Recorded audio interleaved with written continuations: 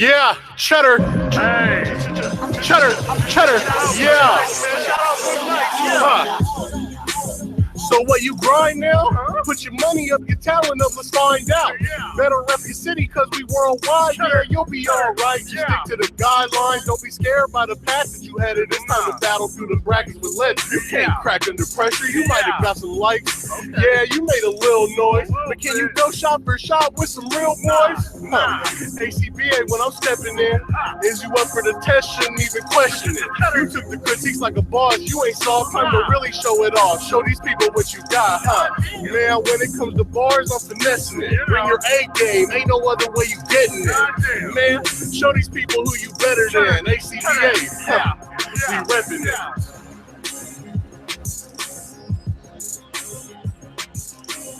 Yes, sir. We're officially back at it. This is Boog Nights coming at you with the Articulated Comic Book Art Podcast. This is episode 44, if I'm not mistaken. Got some of my regular homies in the house. My man Pan Cheesy, or Pan Chessy as they call him in the streets. My man Rick, and we got Rectangular. We should have a couple of our regular people stopping in, but we got a little late start today. I guess in the past we have started at 7:30, but yeah, jumping right into things this week. What did I get this week? Shit, I didn't get anything. I don't think I bought anything, but I got a really large package coming this week. Pause. And I'm ready for that. And I don't think I bought anything this week though. This week was just kind of preparing for the holidays and trying to move some things around and get some extra money on the side because my Ami bill this month is out of this fucking world. So yeah, P, what you got? I got possibly the most shit I've gotten in a single week in a long time. Let's see. I guess I'll turn on my camera because I have all my shit right next to me. Because I'm fresh off the heels of filming Speedy Delivery Mail Haul. So I guess you'll see it here before I make my my video live. I'm still editing it. But I got these. I got the 12-inch Legends. All of them were on sale on Amazon. Cap was like $15. Iron Man was like $15 too.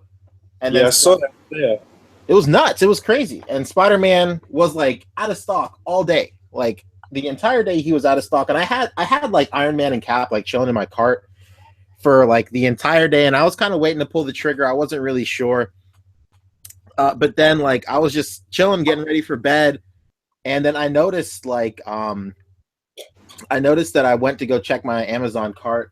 And then it said related items Spider-Man. And I saw that Prime symbol next to Spider-Man. And then he was back in stock for like $22. So I was like, I might as well at this point. So I got them all for literally the price of one because they're like $50, right? Isn't it? Or they're $60. Yeah. Originally, they was like $60. Yeah, that's nuts. These are really great. Just looking at them is really nice. You have them all, right, Bug? Nah, I only got Spider-Man. I don't care about them big shits. Okay. I know some other cats in the community have them all. Someone was saying was saying that they weren't really feeling the Iron Man until they got him out of the package, and then he said that he works relatively well. I think they someone said they blend in pretty good with other 12-inch figures. So I'm just waiting for them to do a Giant Man. Oh yeah, no question. Got that. But I like Spider-Man. I have Spider-Man displayed on my in my living room, like with my like things that I really care about out on display. So okay, yeah. So I got those. I got the entire like dramatic showcase of the Ginyu Force. These are really dope. They're all down here. Trust me, I don't want to pick. How much did it cost you? I got all 5 for $50. What? Where at? I got it from Yahoo Auctions Japan. Oh damn! No wonder it's such a steal. I think it was just some dude who probably got them all in a crane and was just trying to like just break even, probably at that point. Yeah, you go off a seller on Rakuten and they want like $150. Yeah, it's unbelievable. And like these are really, really cool. I think they with some smart framing and placement, you can get these to scale perfectly with a SH Figure Arts. I think Dramatical Showcase is a really nice scale. Yeah, it's beautiful, and like the sculpt is really great on him too. Here's like the here's the picture of all of them displayed together. Look at fucking Birder. Look I at know. Birder. Exactly. Very excited. So I got this. I got another figure I've been chasing after for a really long time, and it's like the D-Arts first edition, like the first Mega Man X1 Zero. I got this for I think $10 because the box is in like really bad, like the plastic on the inside, the first clamshell is in like it's caked in something like paint or something, and then so the grade on the box was really bad, and then the hair at one point had broken off, and the guy just glued it back in. And aside from that, the figure is perfect. So, like I was like waiting to buy this, but like once I got into D-Arts and like figure collecting in general, like this Zero was like at $70 or $80, and I think very seldomly I see him at like a reasonable like 40 or 50. But I was just on Yahoo Auctions Japan one night and I saw him, and that was it. The rest is history. I had to get him. And then I got these Hajime no Ippo figures or statues. It's the Date Iji and then Brian Hawk.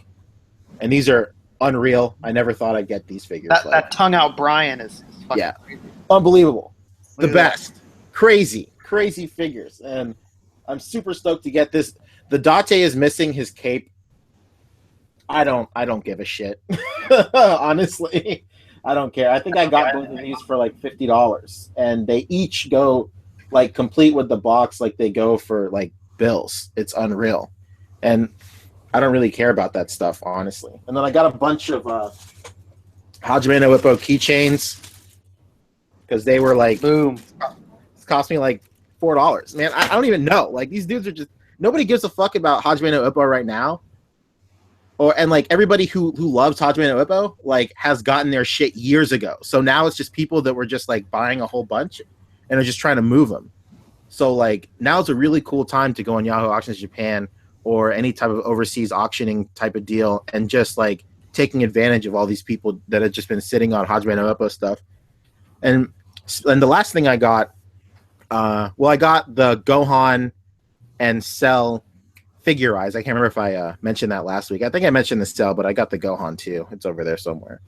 But the last thing I got was like this Hajime no Ippo Cell. It's like the greatest thing I own right now. Like, Oh shit, that's a good scene too. yeah, I'm like literally in love with this Cell, and it's fucking huge. This is like the biggest Cell I own. So, which Figurized figure was the one that I sent you? You sent me the Frieza. Oh, okay. Yeah, I don't even remember. I'm echoing. I can hear echoing. I don't know if it's me that got some shit on. Oh. that's probably me. I think my microphone is too loud, but Okay. but yeah, that's literally everything I got. What else? What else did everybody get? Rick, it was your birthday. Oh yeah. Shit. My family Happy fucking birthday, hates man. getting me figures. They want nothing to do with the idea of me having more figures. So my friend gave me Palisades. I think his name is Dr. Neuter. He's like the other guy from the lab with Bunsen Honeydew and Beaker, and so all the props he's gonna come with alone are absolute money. You know, those are fucking fire.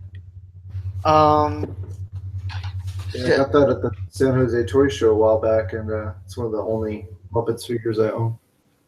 I sold the Dr. Neuter. I just kept the accessories. Man, R.I.P. to that neuter. What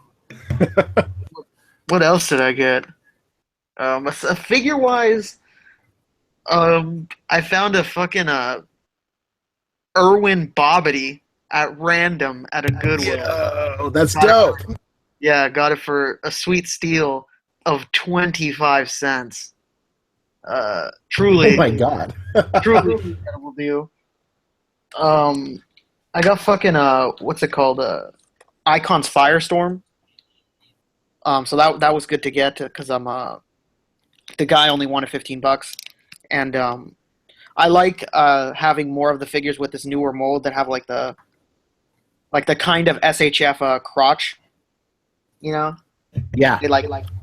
they drop at the thigh for more movement and stuff like that.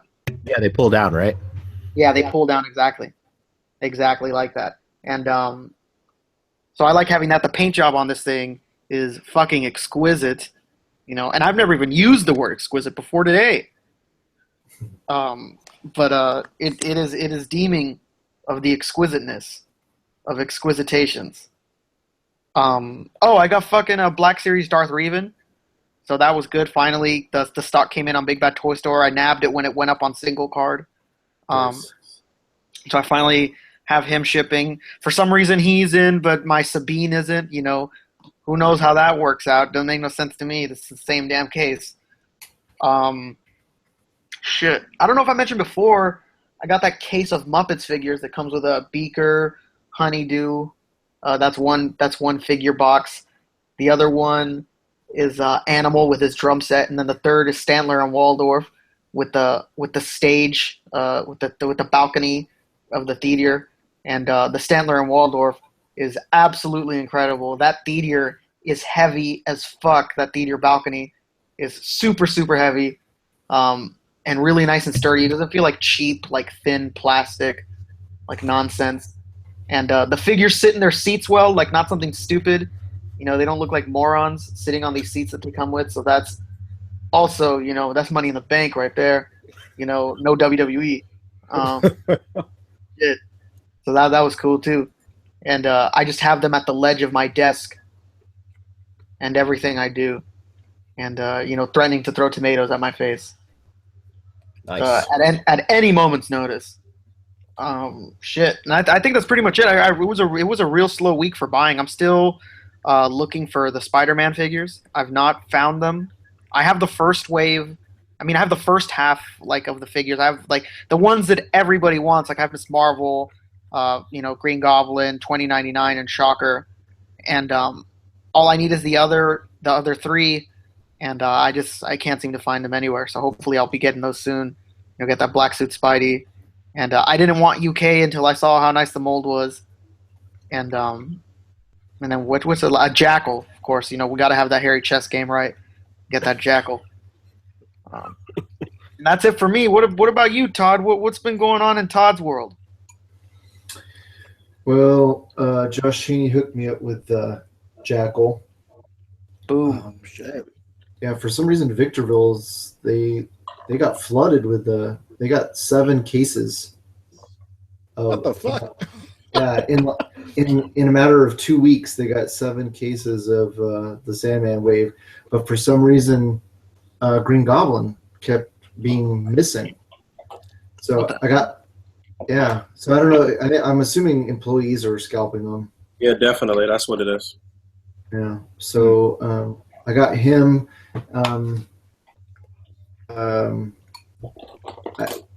This morning at 2 a.m, because I was checking constantly, I finally snagged Green Goblin, and then I hit up Wisman this morning. He went up again at 7 this morning, and I hit up the Triple C crew and I said, hey, he's available. I got mine at 2, and so he was able to snag one. And then I got my my SHF Black Panther, so I'm stoked. All right, you got it out of the box? What's that? You opened it yet? Yeah, I sat there and compared him with the Legends, and anybody who says that the Legends is better, they need to go check themselves. No question. Yeah, it makes no sense. And the part of the argument that sucks is that people mistake the fact that with one being better, with the other one being shit. It's not like the Legends one is a piece of crap. It's not some terrible, unusable figure. It's just let's keep it real. A $50 figure should be better than a $20 figure. No question. Yeah, neither. And don't get me wrong. I really like the Legends version. It. For a Legend, it's very good. Is it perfect? No. SHF, it's not perfect. I expect a little bit more for what for my money. I had to go to eBay because I think I told you guys last time Nippon Yasan canceled or just closed my account because I canceled something else that I had ordered from them, and and it was already gone from Ami Ami and HLJ. They had it because it was an exclusive. So, like $10 more than most people to get it on eBay from a seller in Hong Kong. But at least it got the damn thing. And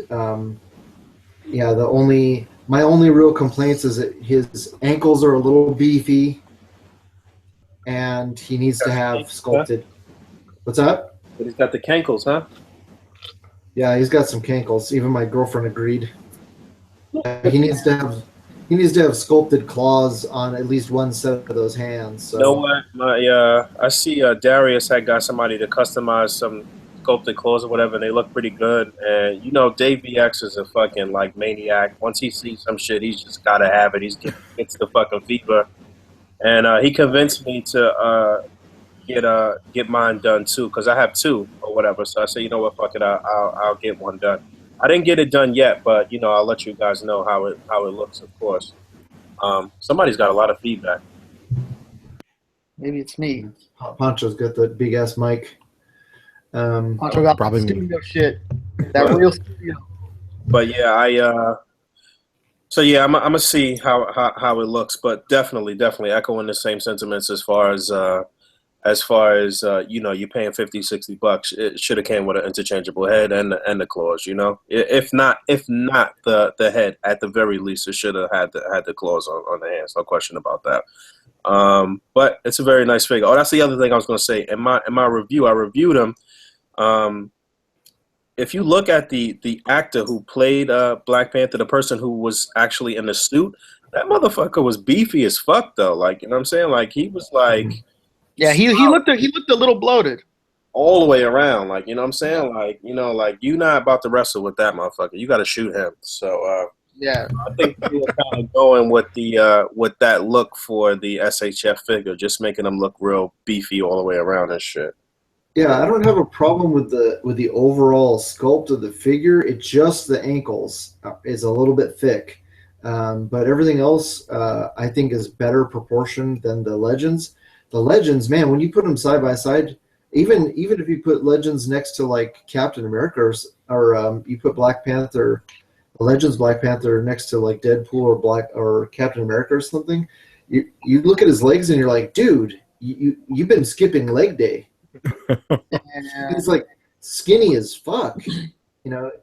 It just doesn't. He looks really long and lean.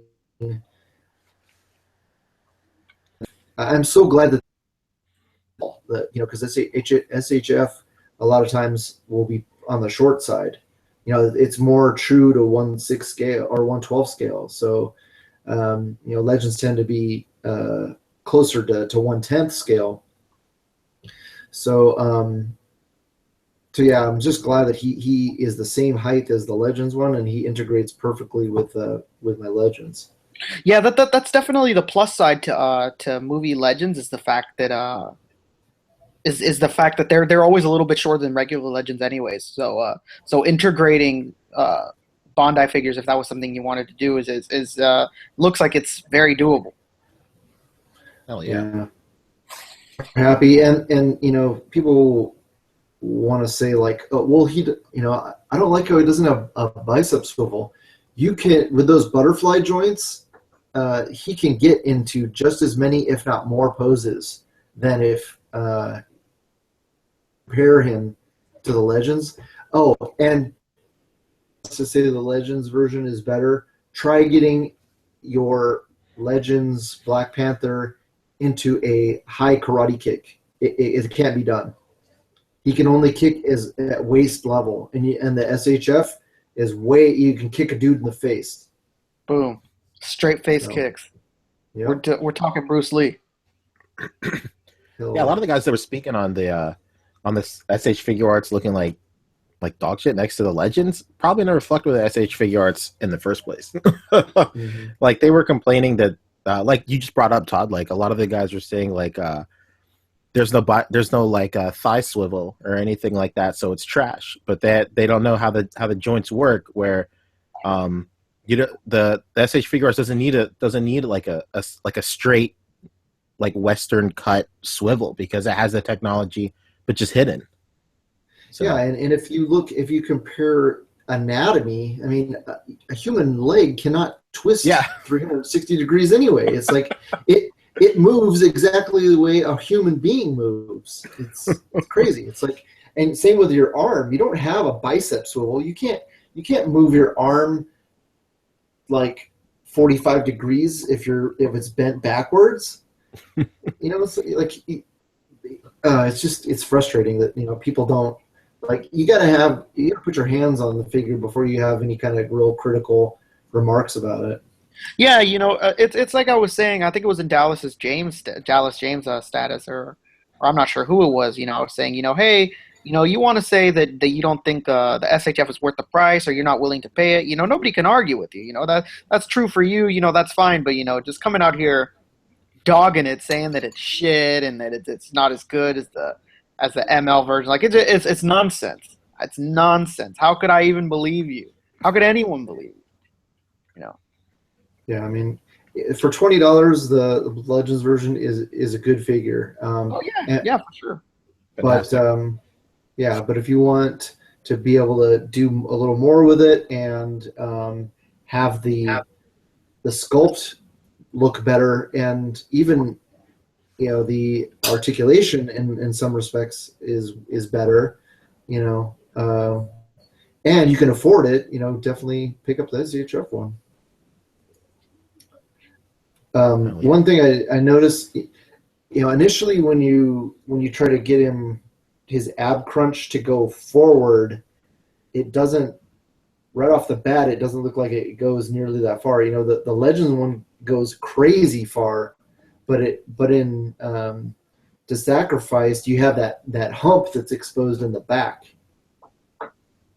And if you take advantage of how the hip joints work, all the rest of the figure, you can get him in the same poses as the Legends one. You just need to, you just have to work at it.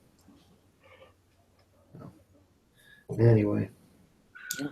That's well said. Well said, Mr. Todd. What did Boog get this week?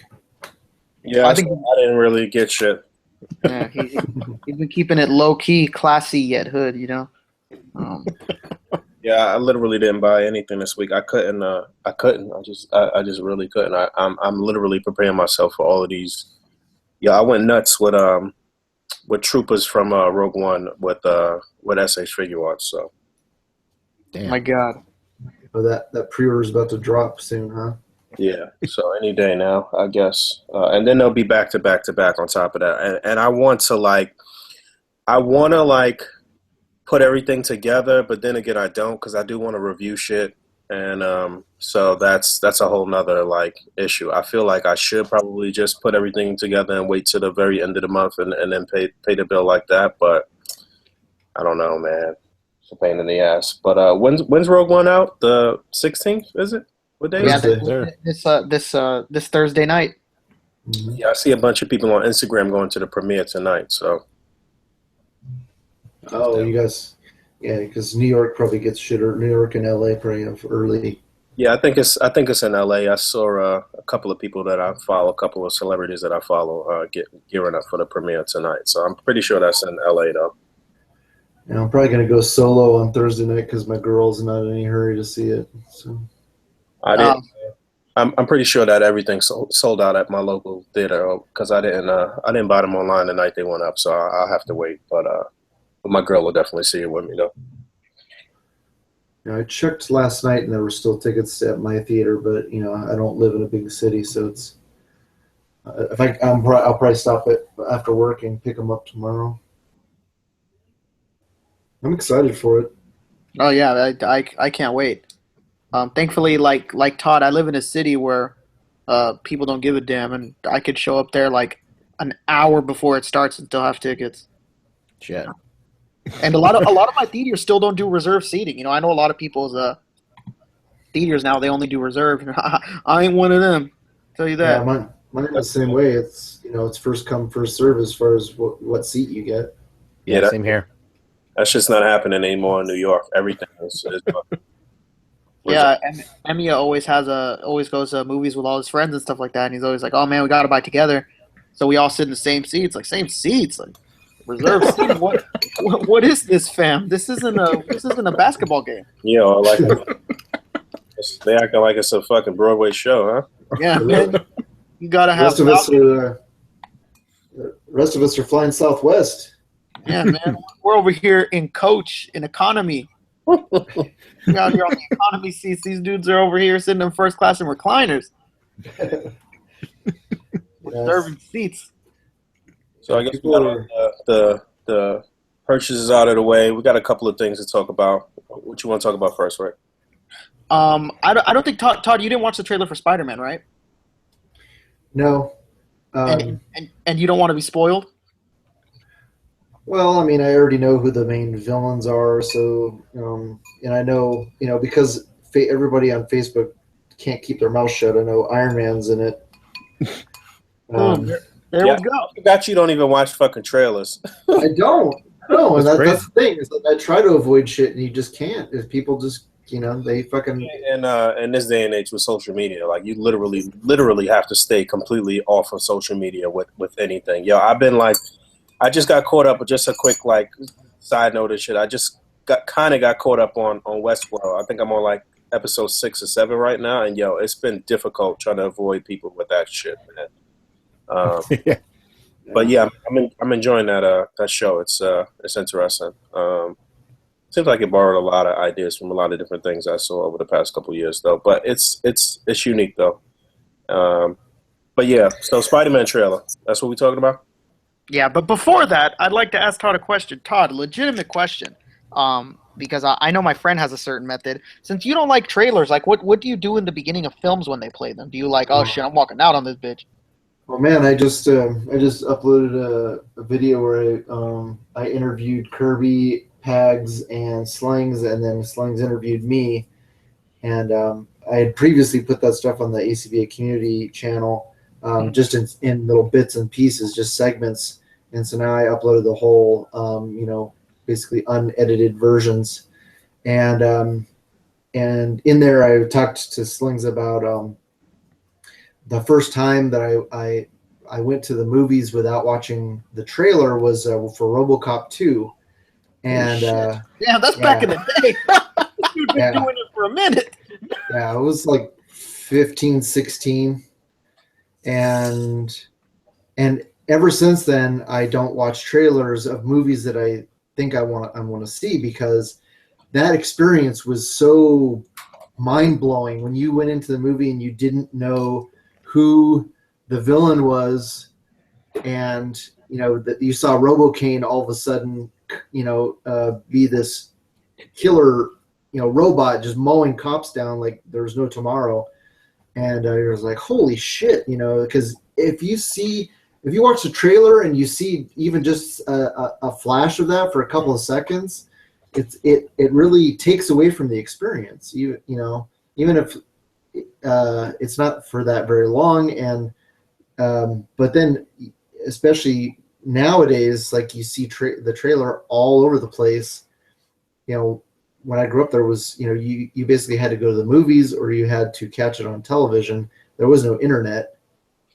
But anyway, so yeah, when I go to the movies, I cover my eyes and I'll like Shit. I'll cover my eyes and I'll try to cover my ears and I hum to myself. You don't believe that the chupacabras, leave them alone. Yeah, so I don't fucking. So I try not to hear the dialogue either. Yeah, my friend walks out and then he has to look at his phone and then I text him, hey, the movie's about to start, and then he runs back in. Wow, Dedicated. That's a good idea. I'll probably have my girlfriend, whenever I go with my girl, I'll have her do that from now on. Yeah. That's fucking dedication, yo. What? Man, Todd wants no sort of spoiling, and I know he got mad. Somebody fucked him over for the Guardians. Yeah, I don't know how much of a spoiler it was, but it's like I knew Mantis was in the movie, but I don't even want to see I don't want to see screenshots from Guardians. It's like just especially everybody was saying, oh, they're just showing the jokes. Like, why do you want to hear the jokes before you fucking go to the movie? Yeah. When you put it that way, that does make fucking sense. But the shit that kills me is when people hear the jokes 100 times before the movie and they're still cracking the fuck up by the time they see the movie. That's the shit that kills me. Oh my God! Will Smith just said that there's some sort of Suicide Squad. Ah! Right, come on, dude. You saw that 100 times in the trailer already. That's not funny anymore. Yeah, I guarantee you guys should try it sometime. When there's a movie that you know that you want to go see, avoid the fucking trailer and go see it, and I guarantee you will enjoy the movie so much more. I do that for video games. Video games with like a heavy story narrative that I'm really interested in. I do that. And I did that for Last of Us, and that was probably the best experience I've had playing a story. Like, I watched the first trailer that ever came out for Last of Us, and that was it. I just, every time something happened, like every time I was watching like E3 or an award show or something and a new Last of Us shit came up, I literally did the same thing you did. I closed my eyes and I just muted the stream or whatever, and I just left. I can't do that now because I work where I work, and they blast trailers like literally every day. But now it's just white noise. I don't even hear it. So I guess it's like a double-edged sword. Boom. Julio. Genius. Now back on the topic, like Boog was saying, what are we all thinking about the Spider-Man trailer aside from Todd? Well, don't get into specifics, but just talk about just the overall. You know what I'm saying? Damn. When Spider-Man goes, not just for me, but for everybody else. Spider-Man goes to Burger King, he said no pickles. Shit. I already saw the fucking the superhero masks shit because people can't keep their mouth shut about that. That's You everywhere. pretty much saw the whole trailer then, Todd. You didn't really you got the basics there. Everything that you mentioned is pretty much what there is to talk about. There isn't everything else that we can say is just speculation at this point. You know what I'm saying? Yeah. I was just gonna say, thankfully for you, there's not much we could actually spoil. We didn't really reveal anything aside from the things that you've already said. The villain. Iron Man's in it. Yeah. And Spider-Man swinging. You saw the masks. It's all the guys One of the with most the pivotal masks. parts in the film, the masks. Yeah.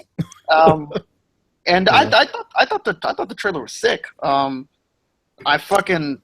love this kid Tom Holland, man. This dude is like 20-something years old, and he sounds like he's 15. Yeah, he's definitely his voice acting is phenomenal, man.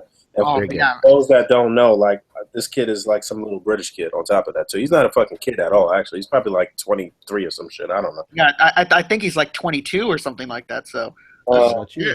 I mean, he's still a kid to me, but yeah, his voice acting is fucking phenomenal. It sounds to me exactly how you would envision Ultimate Spider-Man sound on it. Yeah. Yeah, man, he's out here pulling an Idris Elba, getting that American accent right, and dude, I loved every part of it.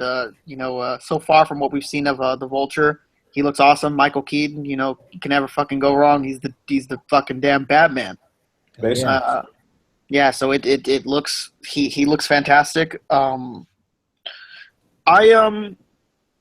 laughed inside with myself. I was watching the trailer and I seen that chubby kid and I was like, damn, that's Pancho's brother. Hell yeah. That's Pancho's brother right there, man. That's Earth 2 me. Yeah, I like the relationship with friends and stuff like that. It's one of the things that was always really lacking of all the other Spider-Man films. Like, I mean, what's his name? James Franco was like this brooding guy who was just like obsessed with his father's love, which is fine. But like, damn, dude, that's the only friend Peter has. This dude that's like really obsessed with loving his daddy. Like, damn, that's some shit. Heavy Miles Morales vibes. From the cast. Sure. I enjoy it. I like it. I like that it's a love-hate kind of thing. Like, although I really love Miles Morales, I don't mind them borrowing from that type of stuff. And I know a lot of people were saying, where's Mary Jane? Where's Gwen Stacy? Where's Harry Osborn and stuff? I mean, like, we've had those dudes literally 5 times over. We've had that cast 5 times at this point. Like, I said it in some thread, I can't remember, but like just let those characters breathe for a little bit, and give audiences time to miss them. And I guarantee at the end of the day, who's really doubting that all of those characters aren't gonna show up? Like, who's saying to themselves, like, man, we're fucked. We're never gonna get these characters. Like, they're essentials, man. Yeah. We've got so much Harry Osborn that there's literally a scene of him like insanely eating a piece of pie. Yes, so good. Favorite scene. So good. Yeah, man. We've got enough Harry Osborn for now. He's gonna show up eventually. He's classic Peter friend. It's gonna be there. Yeah. What about you, Boog?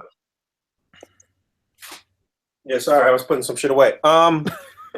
I thought the trailer was great, man. I thought it looked really good. I don't know. It was like I like expected it to be really good, so I wasn't like surprised in any way. I don't know. It was kind of weird. It was like a weird feeling. It was like, man, I know they're gonna knock this out of the fucking park by now. Like, you know what I'm saying? Like, they went through so much to get the rights for this and to make this happen, and we've been through how many Spider-Man already, and like this is it. And how they depicted Spider-Man in Civil War was already a indication of how fucking great it was going to be. So like I wasn't really like surprised by anything. Everything looked spot on. Everything looked really good. I'm excited for this. I'm excited for. I showed my daughter the trailer and she was hyped. So I'm excited for that too.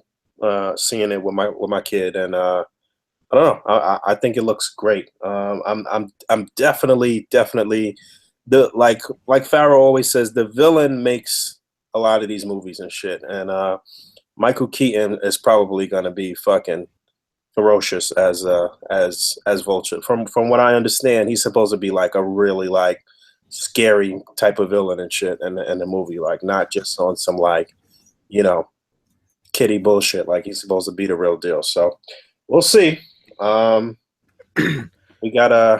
We got the whole fucking half of the year to go.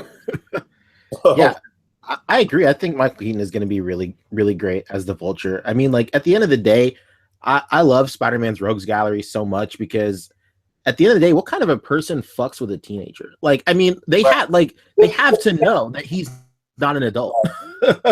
What the voice alone, like, you know what I'm saying? Yeah. The body type. You look at it, you're like, you're a fucking kid? Like, what? Yeah. At the end of the day, someone's got to be insane to literally want to kill a child. Right. But so yeah, I'm definitely looking forward to that. We're gonna they had a lot of Easter eggs and shit in there. I'm not gonna spoil it for Todd or for other people who are as anal as fucking Todd with this shit. But it was a lot of little Easter eggs there. We're gonna see a few characters for sure. Yeah, I'm excited, man. I'm definitely excited. But before that, what's up before Spider-Man? We just had Doctor Strange. Rogue One is obviously, it's not Marvel, but that's next. Okay, and then after that, I believe Spider-Man is first, and then it's Guardians of the Galaxy, or vice versa. Todd, do you remember which one's first? Guardians is first, and then Spider-Man. Todd's on this fucking cover is holding it on. Guardians, I think, comes out in May, and then Spider-Man comes out like in June or July. Yeah. Yeah, so Guardians and then it's first. Thor. And then Thor. Can't wait. And then supposedly Black Panther in 18. Yeah. Hopefully it still keeps that date. That says, yeah, and we'll get into how I put my foot in my mouth in my recent video, but Black Panther's not supposed to come out until July of 18. Damn. Boom. I think one of the things that people like took way too crazy to heart about this trailer, and again, no spoiler to Todd because he knows that he's there, is just how much people are freaking out over the fact that it is seemingly like Tony Stark is in the film a lot. But I honestly think it's one of those cases where people are going to get eventually they're going to get sad when they see that he's only in it the things that we see in the trailer. Yeah. People are like laying up this crazy storyline, like this crazy imagination, like, well, Tony's going to be doing this to Peter, and then Peter's going to get mad, and he's like, man, I should have been Captain America. Well, people are jumping to conclusions really quickly with Iron Man and what he's doing in the film, and I honestly don't think he's going to be much more in it than what we see in the trailer. Yeah, I believe the same thing. At this point, Tony Stark is he's like Marvel movie clickbait at this point for trailers. Mhm. Like if he's in the film, put him in the trailer. I don't give a shit if he's in there for half a second. Just put him in. Yeah. Fill those seats. He's there just hitting on Aunt May, and then he goes back to the board meeting. Then that's what he's there for. Put him in the trailer, you know. And I have a feeling that Spider-Man is gonna be that too moving forward. Like if Spider-Man is just gonna be in any one of these movies, no matter how long, they'll put him in the trailer. The reception alone on the Civil War trailer must have really put a light bulb in a lot of people's heads that, you know, and they like you said earlier, they spent so much money and time getting the rights to it. Youth, man. It's all about the youth, man. It's all about the if they get them excited for some shit, then it's a wrap. Because the adults are already going to be on board. But if it's something that you can go with, or that the entire family can see, then millions, billion, a billion. You know what I'm saying? It's happening. oh yeah, it's gonna kill it at the box office, no question. So and then I expect that when Spider-Man due? July? Oh, July, right? Yeah, I think so. July 2017. So I'm gonna say that probably late May, we probably see the figure arts figure pop up, right? Shit. Oh yeah, no question. And it definitely seems like it's the same case for Hot Toys. It's one of those things where like with the SHF, everyone was just kind of like, where the fuck is the figure? Where's the figure out of Spider-Man? And it just it seems that for whatever reason, this is just my personal opinion, you know, just my assumption that for whatever reason Marvel didn't want them to do it yet for Civil War, and they wanted to wait for the film itself. Every company's going to take a crack at the figure on top of that too. I'm saying figure arts, that's probably my most anticipated version, but we'll get a Mafex. We will get obviously a Marvel Legends version, an updated Marvel Legends version. We'll get everything. So it's happening. And yeah, it's crazy to think that literally the Marvel Legends one is the only figure that exists of him from that film. And I don't think it's a coincidence. I honestly think that Marvel just must have been like, hey man, we don't want figures of him right now. And they're waiting for the film. You know, I don't think they want the kids and collectors in general to get tired of a figure that's going to be literally the exact same suit from the film. At least look-wise. It looks like tech-wise it may have an upgrade, but look-wise at the very least. And exactly. It looks like Iron Man was sporting the Mark 46, so if you haven't picked up that figure by now, then you're playing a dangerous game with price. You're over here dancing with the devil right now in the pale moonlight, you know. So, Mark 46 from Figure Arts is definitely one of the best armors that they put out as far as like the look, the cleanliness of it. Like it's a fucking nice figure. So I would definitely try to make that happen. And all you got to do is hold that down until the Figure Arts Peter releases. And I hope they do him justice, man. I hope he's small in comparison to Iron Man and with a ton of articulation, man. Yeah, it's going to be great, and I absolutely can't wait for it. It's hard for me to think that I'm not going to buy every single import company's version of that Spider-Man just so I can have a different take from everyone. Just because, Spider-Man is my Marvel hero. Like many people's, he's the one that you can relate to the most. So it's hard for me to imagine a world where I'm not going to buy every single one. Yeah, same here. When does that Revoltech one drop? Fairly soon, I believe in January. It releases. Next month for sure. Revoltech, Spider-Man, the whatever you call that shit, the Yamiguchi. It's next month. And I'm not sure when Venom is, but they showed pictures of that this past week too. Was that this past week or the week before? It was the week before, but I think we only vaguely touched on it on the show, and man, that thing looks unreal. Yeah, I seen some comments, some people not really feeling it or whatever the case may be. But I mean, again, these things, it's all about the dynamic posing with these things, man. I mean, you see how they pose the figures in the showrooms of these shows where they were displayed already. Like, I mean, super dynamic and like very comic book-esque. So yeah, if you're not about that life, if you're not ready to do that with your figures, then don't even waste your money. Yeah, just sit back, let somebody else handle it. because it looks from the source material that they went off of, it looks fire. And not just that, but this one has articulated fingers. We're in for a good one with that Venom, and I can't freaking wait. Just wanted to touch on it again. I did check, definitely January for Spider-Man, so it's coming soon. To a theater near you, it's out there. Jesus. And a perfect segue into what's going to be into the next topic is to tie it in with Spider-Man is the news of this Vulture bath. How unreal is this? Build a wings. Yeah, seemingly out of nowhere. Yeah, seemingly out of nowhere, we're building wings this time around. I don't really know if the figure's in half or the figure it's its own pack. Obviously, we have no information other than the simple fact that the figure's wings for sure are Build-A-Figure pieces. Yeah, and somebody want to share that? Yeah, let's. Who's got a picture of that? Oh, all right. Here we go. Oh man, we got Todd in the game. Boom. In effect, Todd Ortiz. In effect, Mr. Todd Ortiz. Which, by the way, quick plug for Todd. All the info on Legends that we're discussing today, Todd just released a video on it. So after you're done with the show, if you want to have more info, more in-depth info on all these figures, go to Todd's channel, Rectangular. Yeah, with a K. With a K. There's no C. Oh, no, there is a C. Is there a C? No, C is for cookie. Oh, shit. Boom. Boom. There we go. All right, you want Vulture. Here we go. Let's screen share. So we know that, what do we know about this? This is part of a Marvel Legends wave for 2017, right? This will be what, the first Spider-Man wave of 2017? Or will it be definitely looking like it. Yeah, that's what first or the second by then. What's that? Will this be the first wave of 2017 or the second by the time the movie comes out? This will be the first. I'm assuming, right? I would have to assume since we didn't know what the BAF for that wave was. Oh, can you see my screen?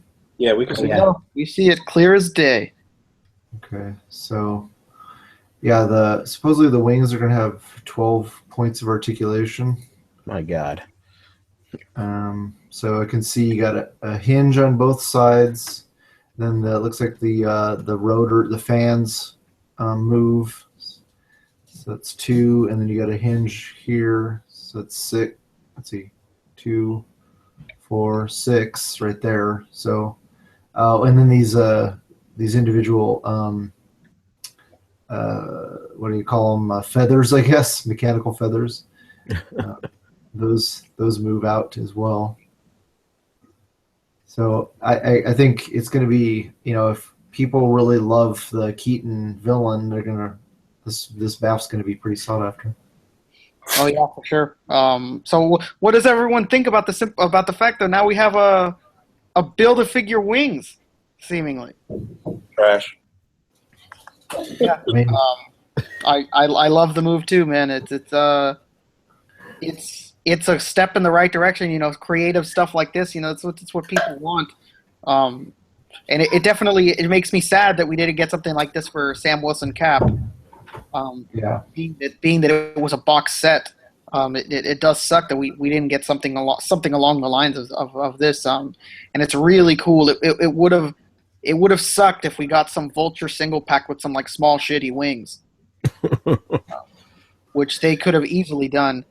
And that body right there for Vulture is going to be reused up the ass for people with flight jackets like Hal Jordan and other people. Yeah, I could see that. Yeah, that's a classic. A lot of sculpting though over the front of the jacket with those harnesses and stuff like that. So I don't know if it's really going to work. But I don't know. I'm not really excited for this Build-A-Figure. I'm just never really a big fan of movie figures from Legends. But same. But I'm not gonna. But damn well the import company's not gonna tackle this. Not in its final form here with the wings and stuff like that. That's not gonna happen. So. Yeah, it's hard for me to imagine that. I mean, maybe we would get one company, but don't expect every import company that does figures like this to make their own iteration. You know, we could very possibly get lucky and just have Spider-Man and him be the figures that one import company does, but I do not expect like a shitload of companies to start doing this. Yeah. Yeah, honestly, I didn't spend a lot of time looking at the article. So, did they say that the wings are just the BAF, or is the figure going to be a BAF as well?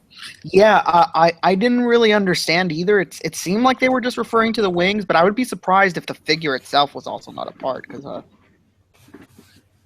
like maybe like it comes apart at the waist, and like somebody comes with the waist down, and then somebody else comes with the waist up, or something like that. Yeah, or no, or the head. But yeah, I guess if the movie's a hit, there's going to be a lot of people trying to get that. Yeah. I really like the look of this Vulture. I know that was another controversial thing that some people didn't like this Vulture, and I don't see why. I think he looks creepy as shit. I don't know, those beady little eyes. Like, he looks like he just wants to beat the soul out of you. I do like the design. I do like how they adapted it for on screen for the film or whatever. Obviously, we definitely didn't want to see Michael Keaton in a fucking unitard, a green unitard and shit. Like, that would look nuts. So yeah, I think they did a good job with the bomber jacket and all of that shit. You know, fitting it to the modern screen. I do like the design. I just don't care about the figure, honestly. Yeah, it looks threatening, yet tactical. So it's a good move on my opinion for the look. When I seen his head turn and the beady eyes shine with like the black face, I was like, damn, this is creepy as shit. If this dude was coming after me at nighttime, I'd piss myself. I wouldn't know what to do. You'd be yelling for JC to get your back. Oh man, I'd ask Tiny, and then once Tiny would fall, then I'd ask JC, and then once JC would fall, Inevitable falling, predicting Inevitable. their downfall. there's no question. They're going down. There's not going to be a survival for those two. I feel the same way Boog is. It's, you know, the design is fine, but I'm not a fan of movie figures. Yeah. I don't blame you. You can pretty much you can pretty much bet Hot Toys is at the very least going to make a sample of this figure. Whether they eventually release it or not, I don't know. But that is going to be pretty freaking sick. That'll be nuts. I don't even know how you could display a figure like that from Hot Toys and shit. I mean, yeah, it's one of those things where, like, you know, they made a prototype for the Rhino, but obviously that shit never came out. So it's Figure Arts made that gigantic Hulkbuster, so I wouldn't put it past them to do that. Yeah, that's why I said, you know, I could imagine like either Figure Arts, the Figure Arts line having it, or the Mafex line. But I don't necessarily see like all of the import companies like tackling it. But yeah. I could see one of them, definitely Figure Arts, probably giving it a go. It definitely would be something that I'm sure the engineering team would be interested in messing with and trying to get their design in on it as well.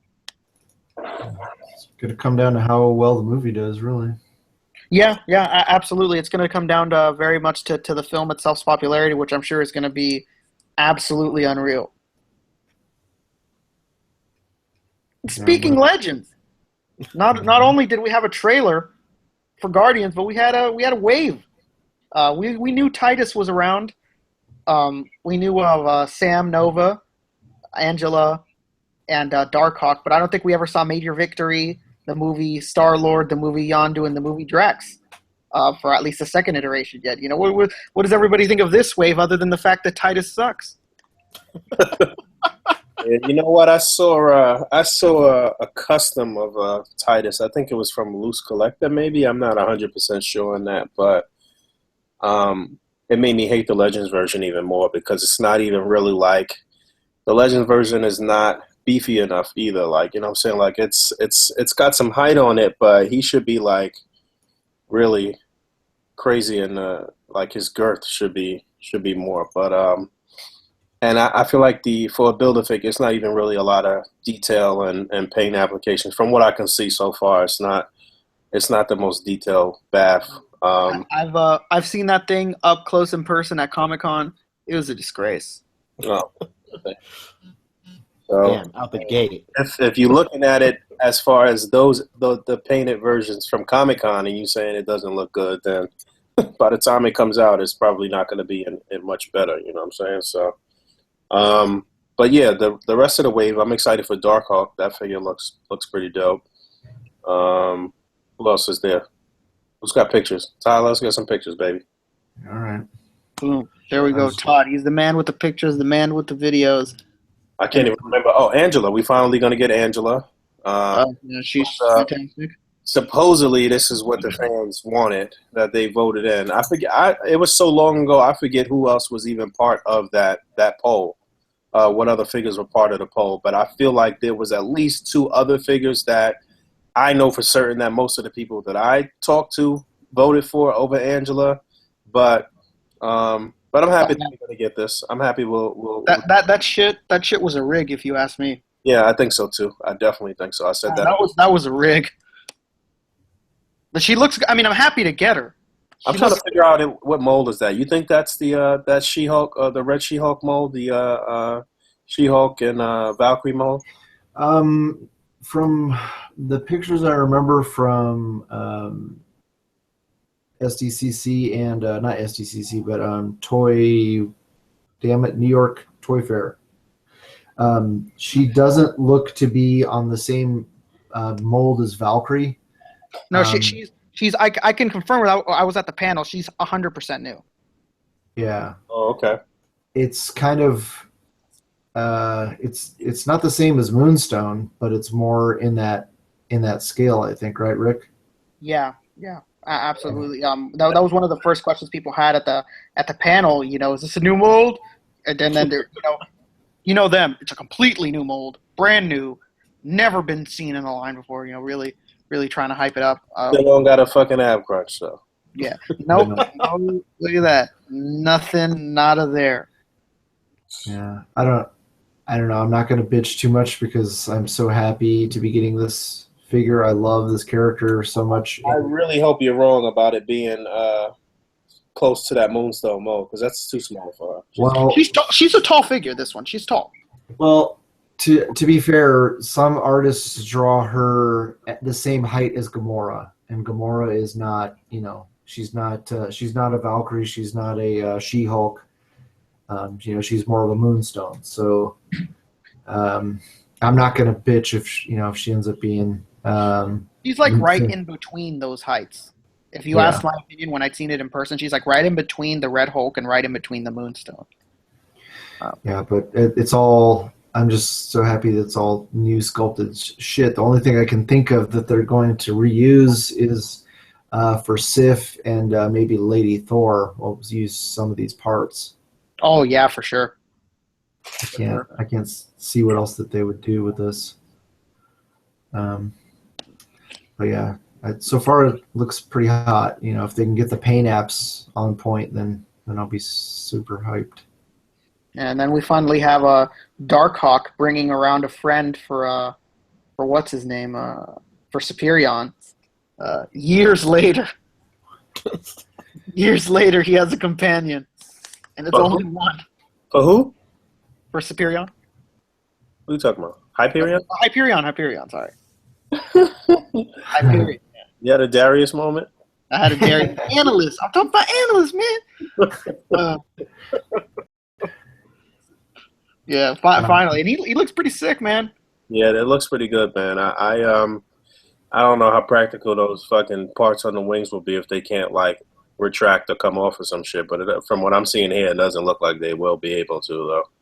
Yeah, it doesn't seem like it, to be perfectly honest. But I can't remember. In the comics, do those things retract, or are they just always like around like that? I don't know. I'm gonna look up comic images right now. Let's get to the bottom of it. I want facts. And we got a big Tony the Tiger on crack. Oh my god! Look at this! Look at this useless bastard. I'll skip to Titus. Man, I mean, if you guys could have been in the room of that Marvel Legends panel as soon as they were like, "It's galactic," you're never gonna guess, and then they go Titus. The whole room in unison. What are you talking Looking at this thing, I'm trying to see what else they could use these parts for too. I don't even know, man. This shit's so basic, man. Like, Yeah, it's super basic, and it looks so stupid. Yeah, I mean, you think it looks dumb here, dude? Wait until you get it in your hands and you realize just how dumb it is. Only thing I can think of off the top of my head are some of the other members of Nova Corps that are. Some of the bigger ones. Yeah, some of the big, creature people. Oh damn! Bad news, Boog. This dude does come without his wings at times in the comics. Bad news bears, bro. Shit. I mean, what the fuck is that? Oh man, he's got pants wrestling going. Nice. God damn. True strength. You ever want to see the strength of a hero? Wow. What other figures haven't we talked about? Oh yeah. There we go, Drax. That's from the Wave 2. That gun looks crazy. I'm gonna share this Titus custom. So, oh yeah, show that too, so we could see what a nice figure of a character nobody wanted would look like. Yeah. I'm actually thinking about getting, or at least trying to get the head for that Drax and paint it the same color as the comic book figure, so I have an angry Drax. Yeah, I already knew as soon as I seen it. Like, man, people are gonna be trying to use this head for everything because of that screaming mouth. Yeah, it looks good. It looks cool. And not too exaggerated and goofy like the Rhino one, or. Yeah, but I'd have to sand the fucking tattoos off. Yeah. Man, if there's anybody who could do it, it's you, Todd. I believe in you. Patience. Yeah, it's a decent figure, but again, I'm not into movie figures. It's a cool cannon. Yeah, the cannon is nuts. I'm assuming is that for Drax or for what's his name, for Titus? No, it's probably for Drax. Huh? Yeah. And then Kid Nova, which is so funny that when I found the listing for him on Amazon, they spelled it Oskva. Or Osva, like OSVA. Like, how did you screw that up? How do you screw Nova that bad? OSVA. Like, how did you screw that up? It's NOVA. Whatever. But yeah, it looks like he comes with that little squishy guy. I haven't read into the Nova, the Sam. Yeah, I'm a Richard Rider fan, so I'm not a big Sam person, but hey, I'll take him. And now that we have Richard back in the comics, hell yeah, it's fantastic. What'd they do to him in the comics? Was he dead or what? Richard Rider? Yeah. Richard. Shit. I don't remember. He was dead. Yeah, I don't know how he came back. How he got resurrected. Got better. U.S. Comics. There's that's not the Build-A-Figure, obviously. I mean the custom, obviously, but you can see sort of like the scale here. There's Kid Nova out of his costume, facing off against Titus right there, so you can see he's pretty beefy. Yeah. Yeah, Jesus, that's he's not that big. He's like around the size of a Space Venom. So you're not even gonna get like size from this BAF or anything like that. But I don't know. They're obviously gonna try to use that body for something else. Now, Star-Lord, the head sculpt definitely is an improvement over the first Guardians one. Oh yeah, that head sculpt looks pretty good. Definitely. I'd end up just using that head for some goon or some shit though, painting the hair or something black or whatever. I don't know. Yeah, and I mean the good thing is that he comes with that mask tattoo. So Isn't he sporting the short jacket? That's why everybody was cutting the long jacket to begin with. Isn't he sporting that in the comics anyway? Currently. Yeah, exactly. Yeah, he only uses it at the beginning of the Guardians movies. That stupid trench coat. and Fucking so this stain is that shit. basically going to be able to stand in as your comic book one, right? Pretty much. That's why I'm asking. Yeah, Pretty he much. looks exactly like this, so out from head to toe. Yeah, that's a sore subject, but I'm gonna let it go. It's all right, Todd. I have Let no the choice. healing begin. You know. Fuck. I'm We got, actually pretty excited for Vance Astro. that's his name. I thought it was like Major something. It's Major Vance Astrovic. Yeah, I'd never heard of him. I was like, man, who is this? Who gave Blizzard a shield? What happened? Yeah, he's from the original Guardians team, but he actually shows up in Guardians Volume 2 as well. So basically, he's Captain America from the future. He's not Steve Rogers. You know, he's another person that took on the role. And his suit is like hermetically sealed, and he's like 200 years old. So if you his suit is is somewhat invulnerable, but if it can be damaged, and if you puncture it, he will die. Basically, like turns into a mummy. Yeah, I'm all for new characters and shit, or characters that they've never done. I always say that. I'm always a fan of that. But like, I hate it when it's gonna be like so far in between that you're gonna get supporting characters, or like other people that you can put along with this figure. Like you don't have any of the other teammates and shit that go with this guy. You know what I'm saying? So It was just like I was like that character I was talking about before, Hyperion. You know, we'd had no one for him, and now we get one, but it's just Darkhawk. So you have like no one else still. Two guys. Whoa. They did what's this guy? Red Guardian too. So when the fuck are we gonna get anybody else from that team? Well, you've got Rocket and Drax, and you have Star-Lord from the box set. Those will fit with him. Oh yeah, okay. Yeah. Gamora, kind of the comic Gamora that we got from the box set. Her costume is pretty similar to that. It's close enough. It should have blue instead of green. What is it called? Like bra, I guess you want to call it. Part of her dress. It should be blue. But we're not. Who knows if we're ever gonna get that shit. Trying to think of who else. Because the Mantis, if we end up getting a Mantis in these upcoming waves, it's probably not going to be the Volume 2 Mantis where she's wearing that blue costume like Star-Lord is, which I don't care for anyway. I'd rather have a classic Mantis, but probably won't get that either. Is there anybody else we're missing in this wave that we haven't covered? Oh yeah, Yondu and his like really weird looking effect. Like it just, I'd hate to sound vulgar, but that shit looks like male. Like that looks like sperm, man. Ejaculate. Yeah, that looks like ejaculate, man. That's for damn sure. That looks like some super sperm.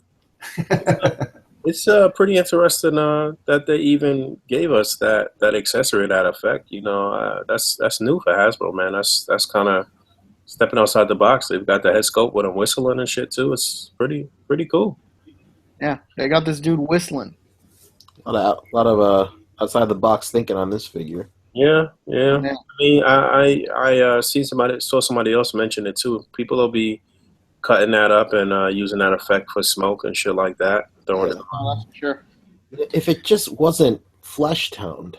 I just Definitely gonna have to add some paint to it, no question about it. It could have been like any. I mean, he's intergalactic. You know, you could have done like any cool color, like green or like blue, even still. Like, why is it flesh toned? It looks like sperm.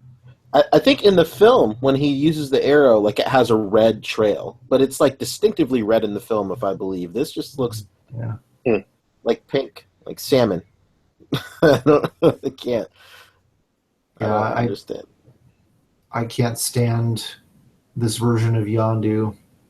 It's such a bastardization of what he is in the comics. It's not even Shockingly close. different. Yeah, I mean, other than a blue skin and a mohawk, it's the only thing that's somewhat similar to Yondu. The personality is very different from film to book.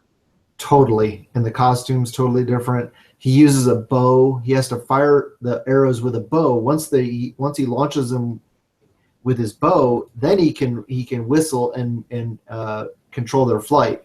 But he doesn't launch them from just a pouch. Yeah, he's like a Native American type of character, very spiritual type of warrior race character. So. This thing is like a redneck from outer space. I can't stand it. A redneck bad smuggler from outer space. Pretty funny. And just Titus was the last one. Jesus Christ, look at that. You know what Titus reminds me of? Titus reminds me of like a really plain DC Build-A-Figure. Like he reminds me of like a Kilowog mold. Yep, totally. God, what is this? Nothing here. Tony the Tiger, like you said. Dude, and I'm telling you, man, when you see this thing in person, it's not any better. It's even worse. Yeah, man. R.I.P. to that Baff, man. I'm selling that shit off as soon as it's built. Who's gonna buy it? It's at it. Well, I'm gonna buy it, but I'm not gonna enjoy it. I'm not gonna build it. I'm not gonna build it. I'm gonna buy it for cheap on eBay, hopefully. Oh man, you're still gonna want it? It's a cosmic character, man. I have to have it. No, it's one of Kid Nova's like main antagonists throughout his run though. So it's I guess that's another thing as well. I'm not a big fan of Sam. I mean, he's all right, but like. Well, he's in the Guardians animated series. Yeah, I see. I've seen that, as well. Yeah. Now let's get to the real shit. Oh man, let's get to the biggest Legends reveal. Can't believe this thing ended up being real. The Black Panther. Hot damn. Here you go. Hot diggity dog. How do we know that it's real? It's there. Psych. You don't see it? The website that put him up, they have leaked stuff in the past. So I have a pretty good feeling that this is legit. Especially it's got that Black Panther logo on the top of the box. I'm still waiting to try to get a UPC, but yeah. Initially, I thought because a lot of people were saying, "Oh, this is probably a Walgreens exclusive," and at first I was like, "No, there's no way." But once because I had said, "Oh, probably going to get a Black Panther wave," but then, we're not getting Black Panther until 2018. So it certainly could be a Walgreens exclusive. Why this one website? That's a random put it up though. Walgreens exclusive now. It's just barely 2017 though. Why? What? I can't. I don't know. It seems really odd. It's not available for order yet. Yeah, it's from the site that he's referring to, Toy Wiz.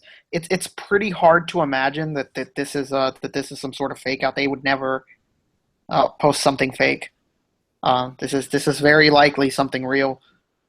As soon as Dane posted that it was from Toy, I was like, oh man, well, now I actually have to take this seriously. Yeah. I guess we just gotta wait and see. I just don't know what capacity this would be released, and I don't know, but it looks like the same mold as the previous one, just updated color scheme. Yeah, different hands. It's got the hands from the movie figure. What do you And mean? and that, what's that? What do you mean the hands from the movie figure? The claw hands. Nah, Those are that's the claw. same. Those are the same claw hands that we got on the other one. Those can't be the ones from the movie. They don't look stupid like the movie one. Can't be. I don't think so. Uh-oh. If you look at how the fingers are clenched, those are the movie figure. Where's the other hands. picture of it in the box? Mm. You see how he's got like arthritis? Looking at it in the box, it does look like it. Shit. Because the Rocket Raccoon one, his hands are more like curved. Yeah, The boo. claws. Why do they make this dumb shit? Like, come on. You know what doesn't make any sense? I mean, let's get past the fact that these new claws are ass, okay? Why is he holding a spear with the hands that don't hold things? Right. Yeah. Yeah, and like Rick pointed out, it looks like it's the Coulson hand that swaps out, and then a fist.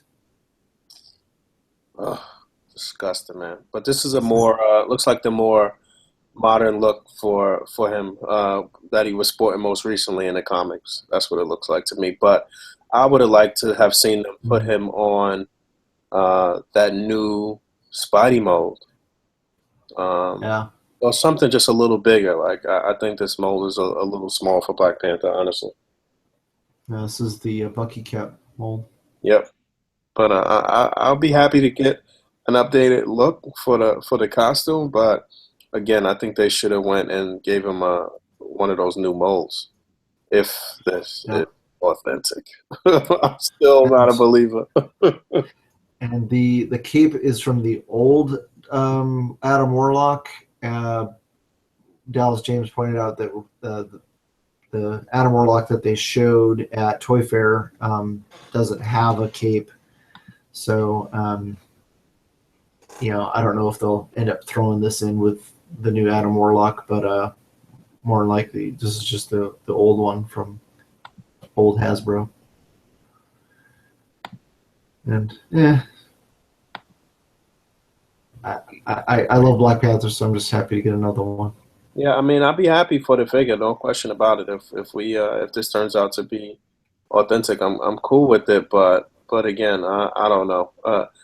And also, it's going to be so many Black Panther figures coming out. It'll be the same thing as Spider-Man. Yeah, Definitely some shortcomings to this figure. I mean, as cool as it is that we're getting it, and I'm definitely going to have like a fucking million of these things. It definitely sucks that we get these for whatever reason. They decided to give him the arthritis hands, like Todd calls them, and the cape that should not be on him at all. It's just it sucks. It's like if they would have given him they would have given him Doctor Strange's cape, I would have been just as annoyed. I have Agamotto there, but just painted over. No different. That is something that Hasbro would do.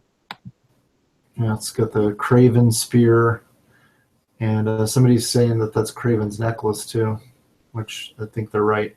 What's the deal with the necklace? Sometimes he has it, sometimes he doesn't. I can't think off the top of my head. We need Harvey in here.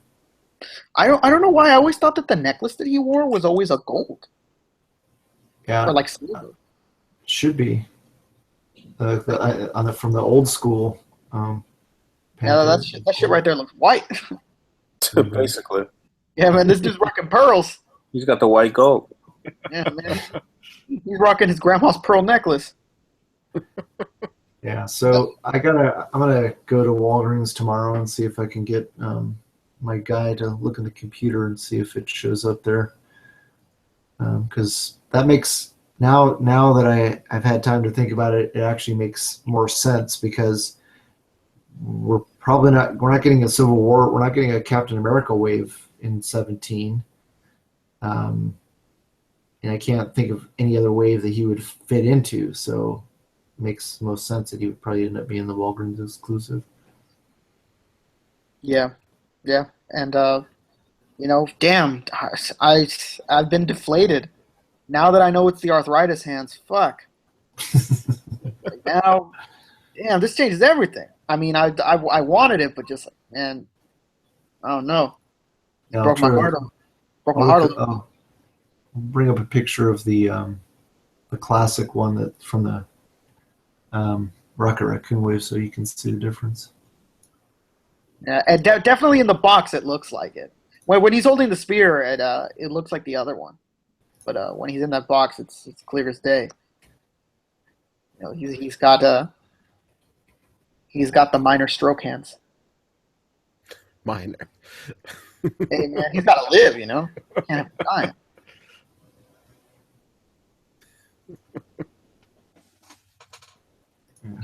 Yeah, it's a small picture. There we go. Here. See, here's the difference. Screen share, damn it. There you go. See how different those hands are? Yeah, just God, it's so noticeable now that I see them clearly. It's like, God. Why? Rick is a broken man right now. Dude, as soon as this chat ends, I mean, I'm putting my face under my pillow and weeping like a little girl. They just like it's the last day of camp. used everything else from the figure except the hands, and then they added a belt. Jeez. Jesus Christ. Different. And Adam Warlock's. Yep. Adam Warlock's. Fucking cape. For the love of God. I was already like on the fence, like, man, that's pretty bad, but all right, I can take that cape off, it's cool. But now I take that cape off, what am I gonna do with these hands, man? Yeah, don't get rid of your fucking Rocket Raccoon wave. It's still a good figure. Go no, sell it for the cheap so I can buy it. You don't have one? I don't know where mine is. I can't find it. Little brother stole it. Dude, that's what I think happened. I even asked him. I looked through all his toys, and I found some of my other legends, thankfully, which is cool. I found like another Savage Dragon of mine. I found like the old Punisher, you know, the one with the weird neck, and like the comic book one with like the weird neck, like a strange bald joint thing. And I found another Arnim Zola of mine. So you know, it wasn't a bad searching day, but I just didn't find I didn't find that Black Panther. And while we're here talking about Black Panther and all the mistakes that they've made, you guys can start asking questions. Oh, yeah. Yeah, start asking them questiones. Oh, man, that's a good picture, by the way, the one with the running water. I mean, the water. You know, it looks like it's running. Running or not, it's good. It's there. There's water. Yeah, I think you said that it was real running water. It looks like it. It doesn't look like a piece of plastic or like as gay as this sounds right now, silicon cock. That legit looks like water. Diego said he's answering all our questions in the comments. And Diego's a racist. Damn it, Diego. No, yeah, I seen he was answering questions. Thank you for that, Diego. And I saw some people asking him questions, talking to him about his dios. It's genius. This is a perfect place for advertising. Somebody needs to remove John Pema from the chat. How do you do that? Damn, this dude John Pema's pretty crazy, man. This is worse than that guy that called Darius hot dog fingers. What's he talking about? Some pretty reckless stuff. Yeah. I don't want to repeat it on camera. You know, I don't want to get your channel flagged here. But it's less than favorable. Who's it directed towards? Who knows? Man, let's just say, you know, it's not me or Todd or Emiya or Pancho. He threw one at me, I think, too. Never mind. Todd is in the firing area. Ask him if you want to come on right now. We'll send him the link. Yeah, where you at, Kama? We'll send you the link. You want to come over here and you want to say anything, feel free. We'll send you the link. And for anybody in the future that wants to come on this chat, that's the way to get in. Insult us. Just insult the shit out of us. And we'll want to have to talk with you. Marvel Action is asking, did anyone check out those pictures on IG of the Destroyer?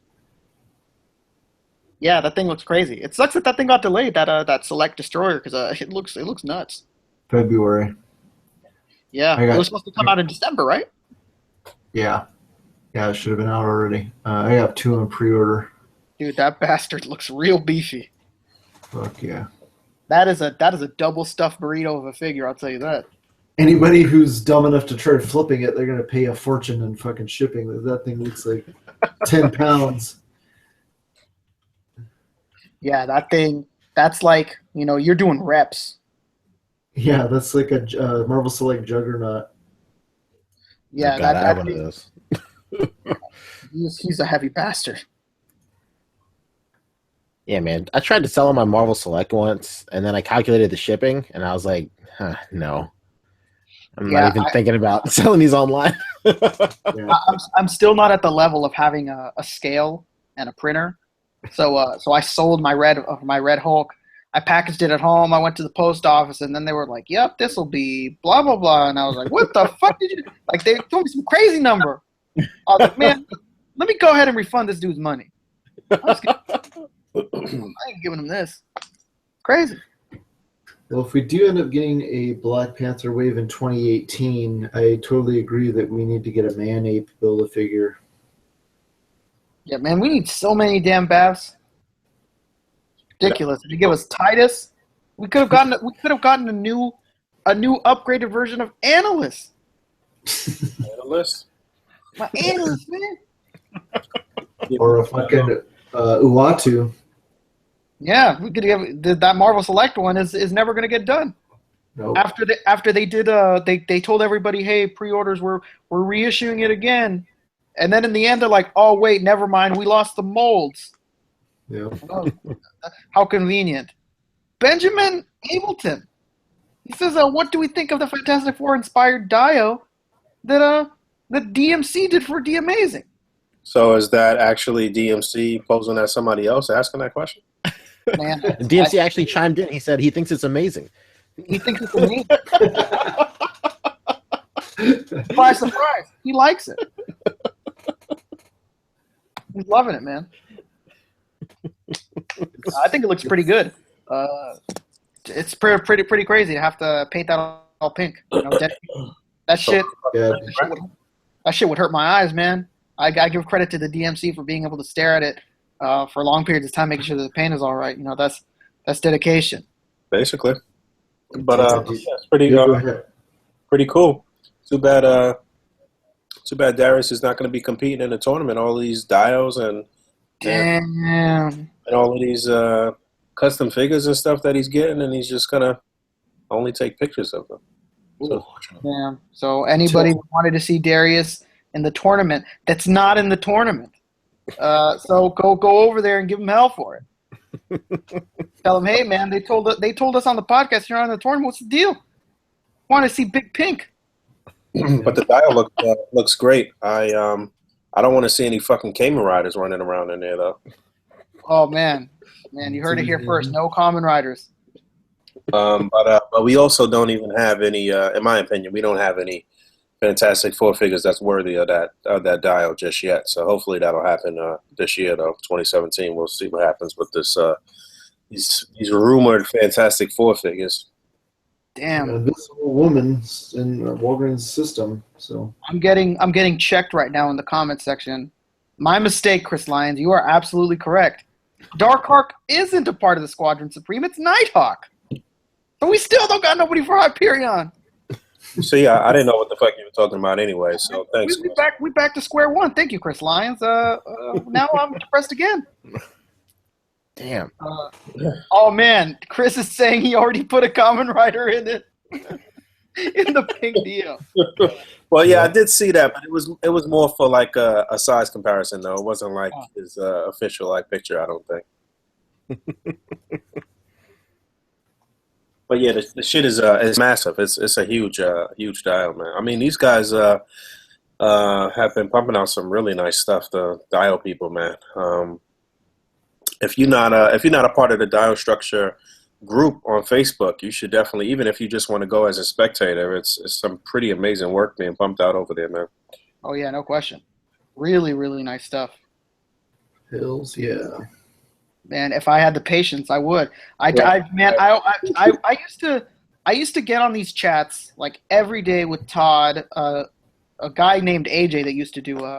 I don't know if anybody knows him, and Bob the Odd. And I always used to give him hell because he would just, like, he's an old guy. He'd sit there and complain, and I used to think to myself, like, man, like this old top, he hates these bricks, but he's tripping. It's not that hard. It's just lines.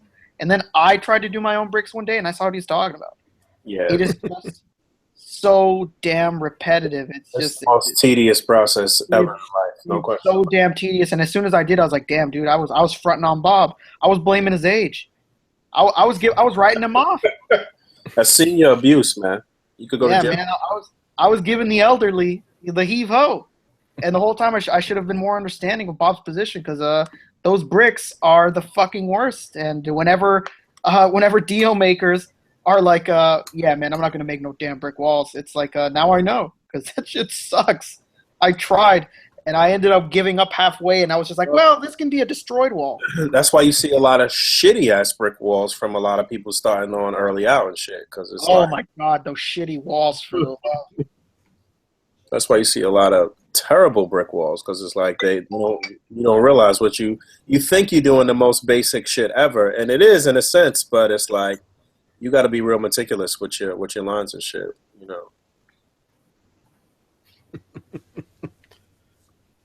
Yeah, it's some shit, man.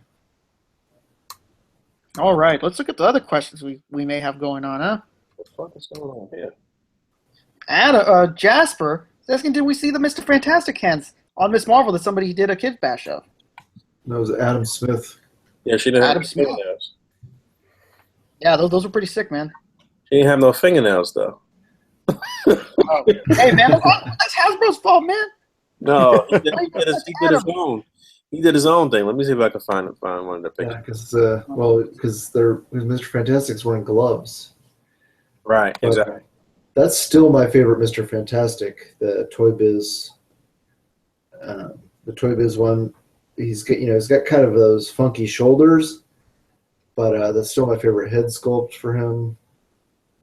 Yeah, it's definitely the best one that we've got, no question about it. Yeah. But yeah, we need a nice streamlined Fantastic Four this year on some of these new molds that Hasbro's put out, and a nice stacked looking Invisible Woman with a nice head sculpt and a great new sculpt for a Thing figure that is not really small but not really huge, because the Thing is not like as big as the Hulk, but he's a big dude, right? Yeah, he's a little bit smaller than the Hulk. But if they put fucking boots on him, I swear to God, I'll punch somebody at Hasbro. Man, you heard it here first. Physical altercations via Todd. You know what? Boots on. Boots on the Thing is fucking ridiculous. First of all, who's making those shits? Who's making boots for a fucking rock man? Terrible. When I seen the Marvel Select, I was like, come on. Yeah, well, that's what he's wearing in the Guardians, and it's like, okay, I'll kind of let it go, because he might be in space and shit, might need to have some fucking grip, but like in a regular Fantastic Four costume, like, don't put pants and don't put boots. He needs to be rocking the blue shorts, and that's Blue it. Shorts? No jockeys? No, he wears those blue like swim trunks. Boom, there we go. You heard it here first from the FF expert himself. Don't fuck it up. Don't fuck it up. The Thunder Launch Thing is the closest we have to the best thing, just minus the gimmick, and he would be perfect.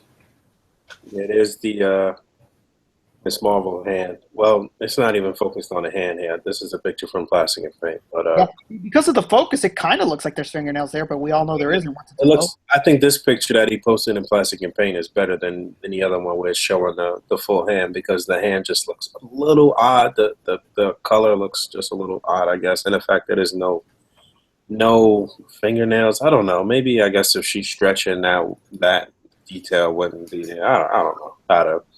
But it was it's interesting that he did that, because I actually thought about that as soon as I got the figure. Like, I wonder if you could swap on some of these other Mr. Fantastic parts. But then I thought about the fact that you would have to paint them, and then that idea went out the window for me. So. Somebody beat him to the punch, pulled Well, up. speaking of that figure, you guys were trying to get a hold of me because I didn't hear the podcast until after the fact about QC issues with the figure, the pegs breaking at the forearm. Yeah, like I said, I haven't experienced any problems yet myself. I haven't heard anybody. I haven't heard anybody complaining about it. Yeah, somebody in the comments last week said it, and I was just like, dude, I don't know. I'm in a group full of a lot of people that own it. I've never heard anybody say that. Yeah.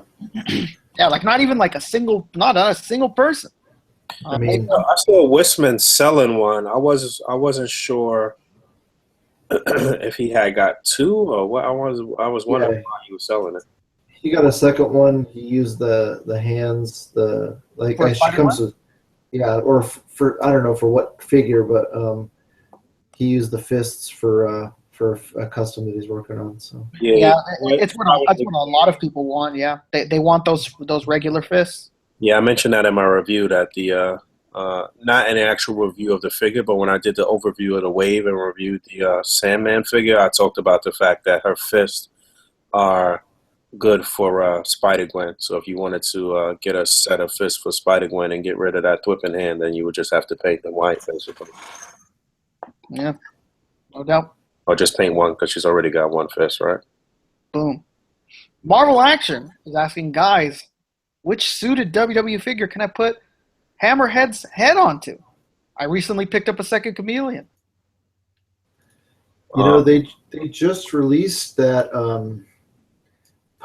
Who's that one guy that real goofy guy? There used to be just a Jack specific version of him, but Mattel just put out a version of him as well, and that one works. That one worked really well. I want to say his name's like JR or something. I don't know. Well, I used You can't be JR. I used a figure that's got a bow tie. Who was that, Rick? That's Ricardo. He used to come out with Alberto Del Rio. I used that body, and that was a builder figure, if I'm not mistaken. Mm-hmm. Yeah, it definitely was, because the arm keeps coming off. But I hate whoever sold that figure to me. I want to just put them in a fucking sleeper hole. What'd they do to you? It smells like fucking cologne, man, and this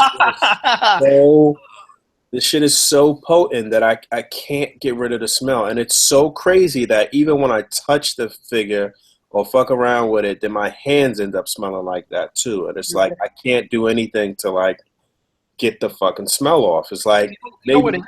I have figures like that too. It's that these people smoke, and they're like, okay, well, people hate the smoke. Right. I'm just gonna dip it in my fucking cool waters. Right. So that's what I figured. I figured he was probably a smoker, and this shit was smelling smoky. And it's like, yo, I hate even picking up that figure. Like, I have it wrapped in obviously in like a zip and shit, and like I hate even fucking with him, man. Have you tried putting a dryer sheet in your Ziploc bag with it? No, I didn't do that yet. I guess I'll give that a shot then. There we go. It's a method people use for like Super Nintendo, Sega, and like NES cards. Like when you buy them from smokers' houses, you put them in a Ziploc bag with a dryer sheet, and I think you put it in the freezer too. Yeah, you put it in the freezer. I was just about to say it's very common with NES cards. Yeah, Do that. so that could work. This dude's JBL. Yeah, JBL, John Bradshaw Layfield. Yeah. Yeah, he's an announcer as well, like JR. So I'm assuming that's why you thought like, oh, it's that guy. This is a basic, so it doesn't have great leg articulation. The Jax Pacific one is better. It's a little bit bigger, I think, so I think it works a little bit better for Hammerhead. But this is only $11. It's, Oh damn! Don't break the bank, Yeah, that's good money right there. Yeah, it was $11 with Prime on Amazon. Yeah, it makes sense why I didn't know. I kept thinking to myself, like, damn, dude, what a terrible WWE collector I am. I don't even know what he's talking about. And it's because it's a basic. It's a basic, and I don't really pay attention to basic most time unless it's as male as it sounds. Unless it's a female, I don't know it. Yeah, still pretty. Brian Carter is asking, would you guys like an Ultimates box set? Hell yeah. Man, sign me up. We can finally get that damn Hawkeye they showed us like 2 years ago. Well, what Ultimates is he talking about? He's probably talking about this most recent version. Oh, I'll take those too. I'm kind of over the Ultimates unless they give us the original first run of the Ultimates. That book is still amazing to me. But if they give us that original team with the kind of funky looking Iron Man armor, that was still really cool that we got a Marvel Select version of. I'm cool with that. But this new Ultimates with Black Panther and the Hispanic chick and who's on that team, Todd?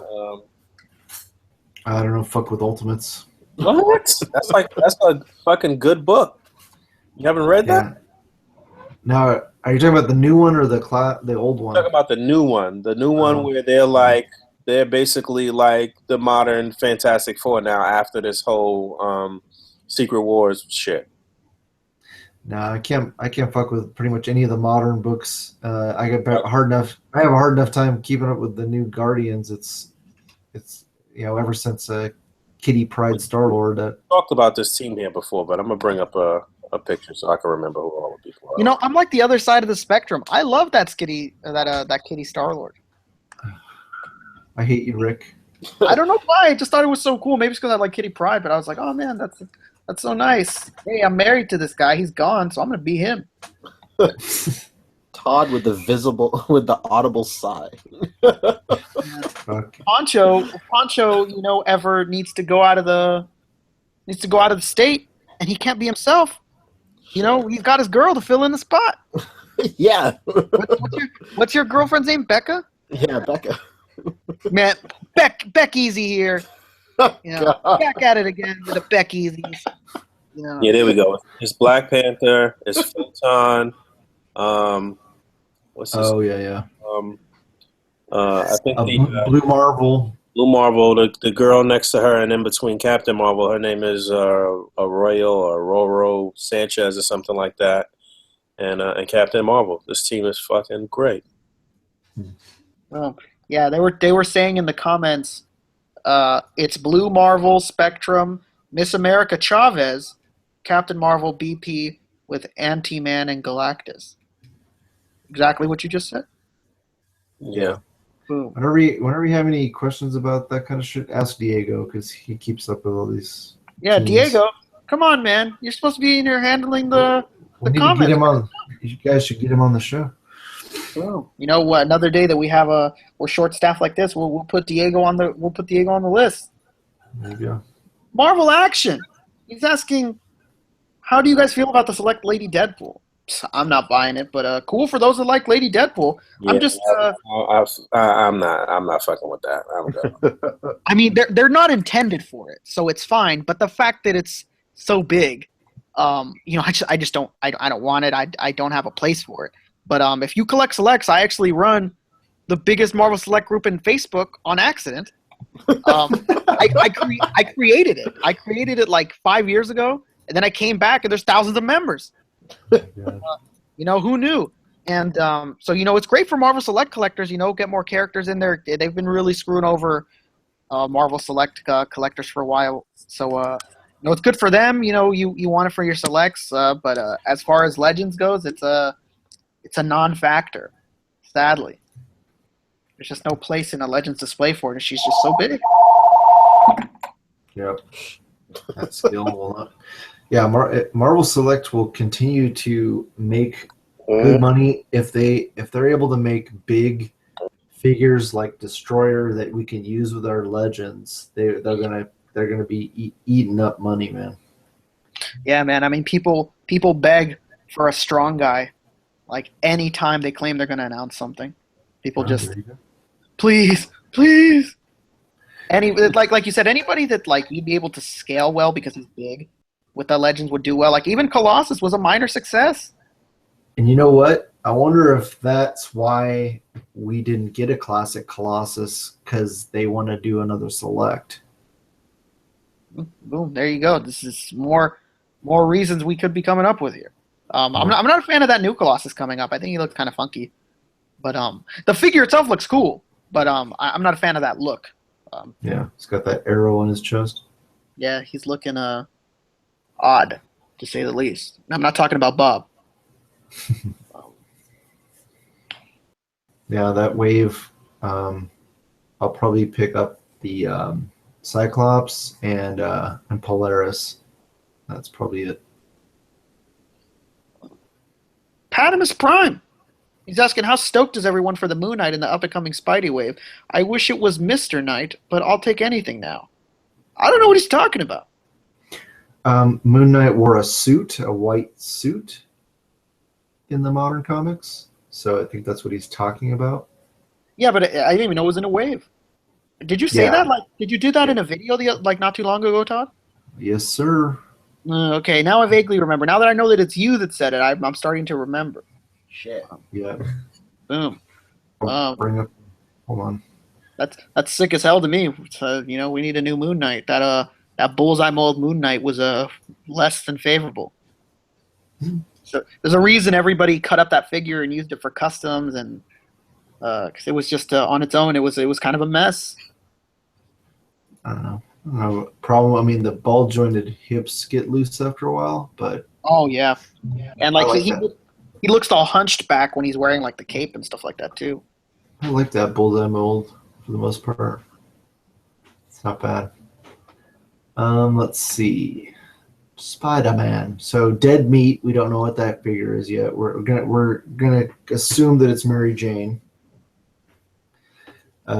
Beetle, Tombstone, Cosmic Spider-Man, Moon Knight, Spider-Man movie figure 1, and Spider-Man movie figure 2. So can we assume for the time being that's Vulture Wave? Yes, we're gonna assume that's the Vulture Wave. All right, there we go. Let's sit on it. See what we all think on that. Why can't Hasbro make females with double jointed elbows? Sunny 6998 asks. Guess what? I don't know.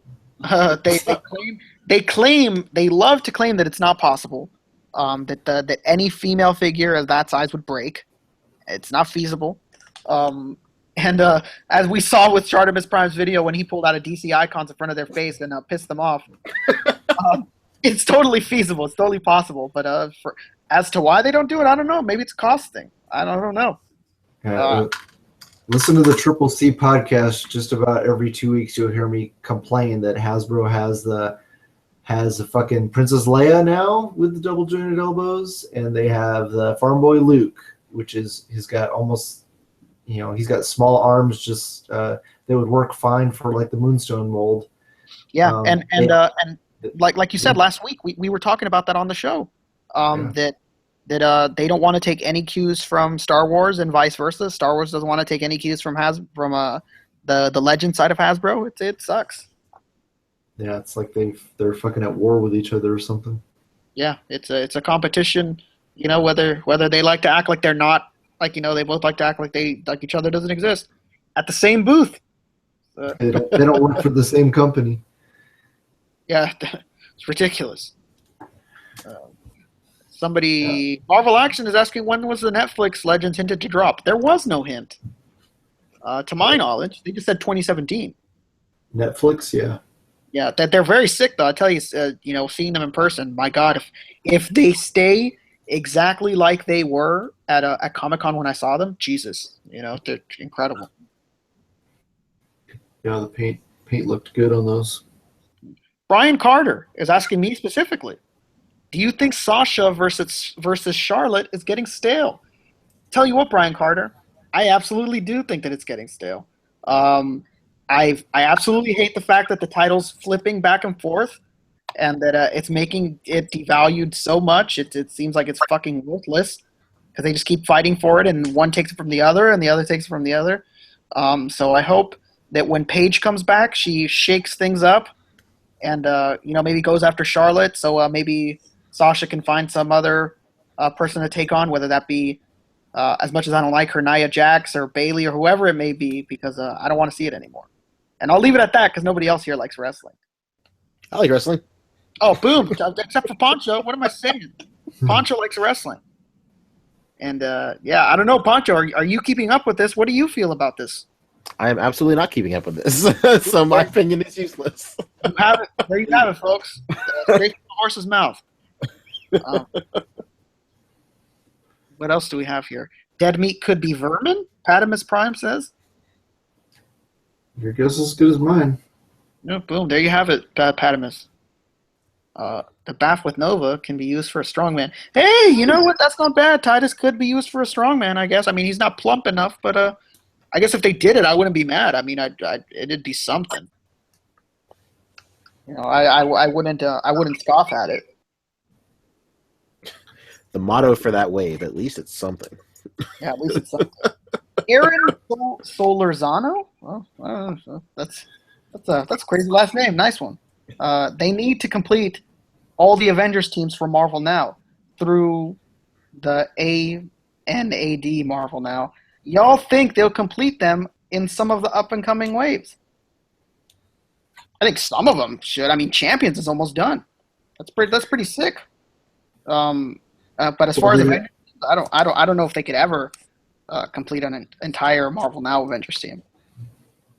No, they have the most schizophrenic character selection every fucking wave. It's like they can never figure out, they can never complete a team. So. Yeah, it's very strange. We're so close to a lot of teams being finished. Like I said, we have Champions coming right now that's practically done. We have that Sinister Six that's like so close. The Dark Avengers. Yeah, still have that. Still have Dark Avengers, yeah. Took 4 years to build a fucking Wrecking Crew. Yeah, it took quite some time. I don't really know what makes them flip flop so much. It's the pain in the ass. So they're talking about Netflix. The tentative list that I have right now: Spider-Man Wave December, which we just got. Guardians Wave is supposed to hit January, February. X-Men Wave March, February, March. Guardians Wave 2, April, May. Spider-Man Wave 2, May, June. Guardians Wave 3, July, August. Defenders Wave, which I'm assuming is going to be the Netflix characters, are going to be in that wave. They're talking August, September. Thor Wave, September, October. And then Thor Wave 2, November, December. Yeah, that all sounds about right. So we'll see. RG Bats 97 saying we should get more Ultimate characters. They gave us that cap. We need to build the original Ultimates. I completely agree. It's a damn shame we get like all these random spotty team characters and we never get to finish anything. It's depressing. Makes me sad. Talk about depressing. Some of the fucking classic characters we don't have still. Oh, we still don't have a lot of classic characters as well. That is very true. You're talking about Hyperion. That's not what is it called? Squadron Supreme. He's in a different costume. No, there you go. It's not even the same one. Can't even be used. Worthless. Yeah, he needs the big belt. Pancho. Yo. Do you prefer the figure art cell or the figure art cell from Game Boy Kage? Oh shit. I would still go with SH Figure Arts, just slightly. If they would like mash those two figures together, I think it'd be perfect. Like the scale on the figure eye cell is perfect, 100% perfect, no pun intended. But his face just looks dumb. He looks he just looks dopey. Like, especially head on, he looks dumb. He looks like possibly the worst freeze frame you could get, and the worst artist drew that episode and animated that episode. Like, even on the ironically, even on the box, they use screen grabs from some of the less desirable animated episodes. It's hilarious. Like, why would you advertise that? It's like somebody was there and they were just like, all right, we're giving you the perfect Cell job. And he's like, oh, awesome. Do you guys have any episodes for reference? And they're like, yeah, here's one. That's one. And then it was that one. Yeah, and like the little render, like the 3D render on the box looks fine. Like, his face looks fine. And like, I don't know. I think like at certain angles you can get his face looking fine. The 3D render, that's actually newly drawn. So. Oh, is it? Oh, okay. Yeah, the 3D render is newly drawn. But many fans have complained about the Cell face is a little chubby looking on the model kit. It's like a little bit chubby Cell, like he's chewing something. Yeah, and the body being a nice bulk makes it almost be confused. If the SHF one had the size, it was adjusted, he was taller, had the height of the figurized one, I think pretty much the SHF one would be. But even the SHF one, a lot of people used to complain about the face as well. But that's more of a paint issue, more so than a sculpt issue. So. Yeah, the face on the SHF Cell really suffers from like that early SH figure art's very soft features that like the Goku and the Vegeta like suffered from. But also the paint as well. The paint is not they obviously amped up the painting on the later stuff, like the current stuff now, where the QC is more strict. They're making more money, so, and charging more money. So obviously, those no question. Factor in. Exactly. In the same vein of model kits, Zirak Imran, another regular viewer, is asking, have any of you bought the Star Wars Bandai model kits, and would you recommend them? They're pretty good. It depends on what you're looking for. As far as the actual vehicles go, I think they're the best Star Wars model kits when you factor in the price and just complexity and stuff. Like, they're much better than the American stuff. That's available, like the Revel and Monogram. Those much better than those. For the figures, I think it really just comes down. If you just want to have a model kit, I mean, there's SHF available for most of the characters that they've done in model kit form. The model kits is mostly if you want to do model kits, and also, in my opinion, you have to paint them for sure.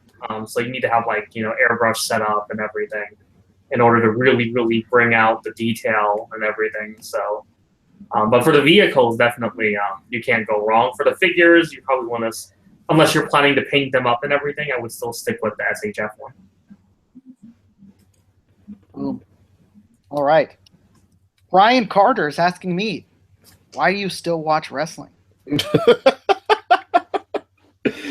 I'll tell you why, Brian Carter.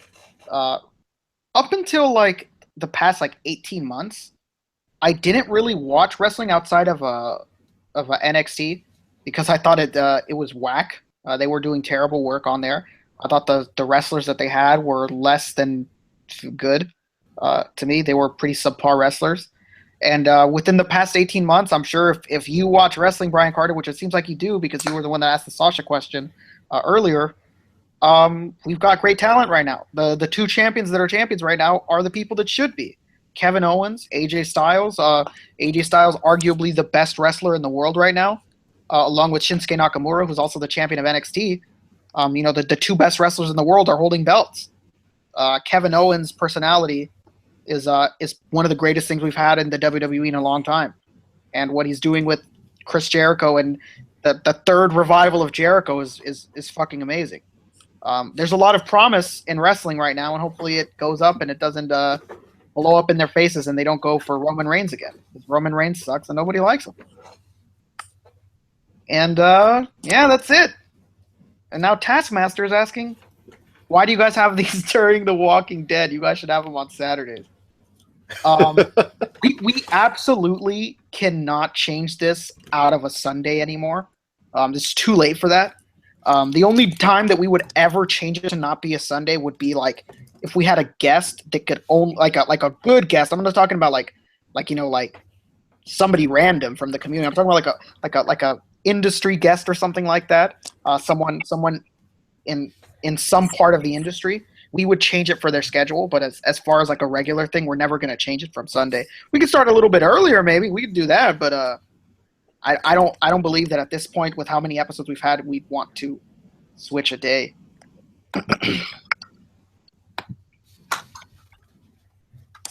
Let's see what other questions we have.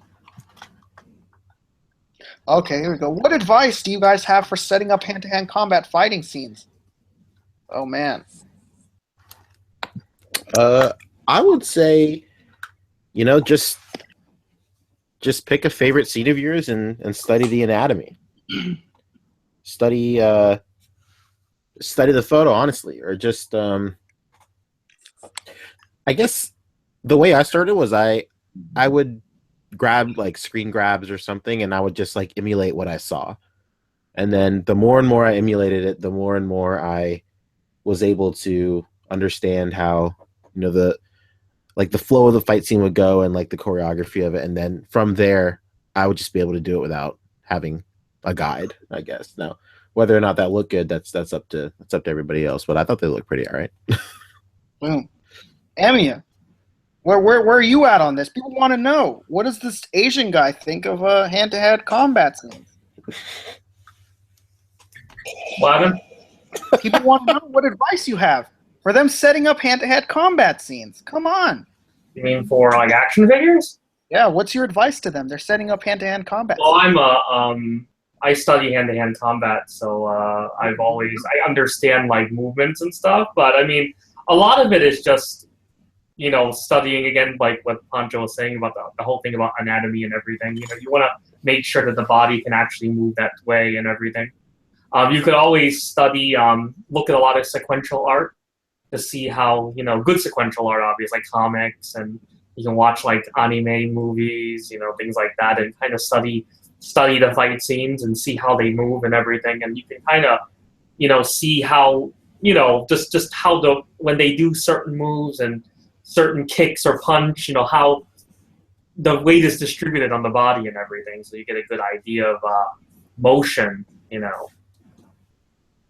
mean, it's just kind of a thing that you just do. You can literally just pick a scene out of a book and try to replicate it with the figures. I mean, you should do that often, even when you're not taking pictures of them, and that's how you'll actually get better at posing anyway. Just literally try to replicate scenes that you see directly out of the comics or the manga. Pretty much like drawing. When you study anatomy for drawing and everything, you pretty much do exactly the same thing. Exactly. So it's the same premise. Instead of like scratching it with a pen or whatever, you're using action figures to kind of make the scene. But that's why shooting at a certain angle is also important as well. You can't just shoot it at any angle. You want to make it look as dynamic as possible, or actually make someone, so they look at the picture, they can see the movement, even though the picture is static. It's like a moment that's kind of like captured in time. Right. I tell people that all the time too, as far as when they're taking their pictures in a group. Some people have this approach where it's like they're almost afraid to get down level with the display and take the pictures. They're taking this overhead kind of holding a camera kind of view, and that's not what you want. You got to think about it from the viewer's perspective, from the figure's perspective more than anything. Right. As if you're looking at two people and not looking at two toys. That's the thing. You got to get down there and get level with the action. I tell people that all the time in a group. You don't want your artistic photo to look like a convention photo that you took of some case at the con. You know what I'm saying? So exactly. You want it to look like you're actually trying to take a photo that's from the perspective of you watching these two guys fighting. How would it look if you were standing there, like you're like a person that's just there watching it all happen?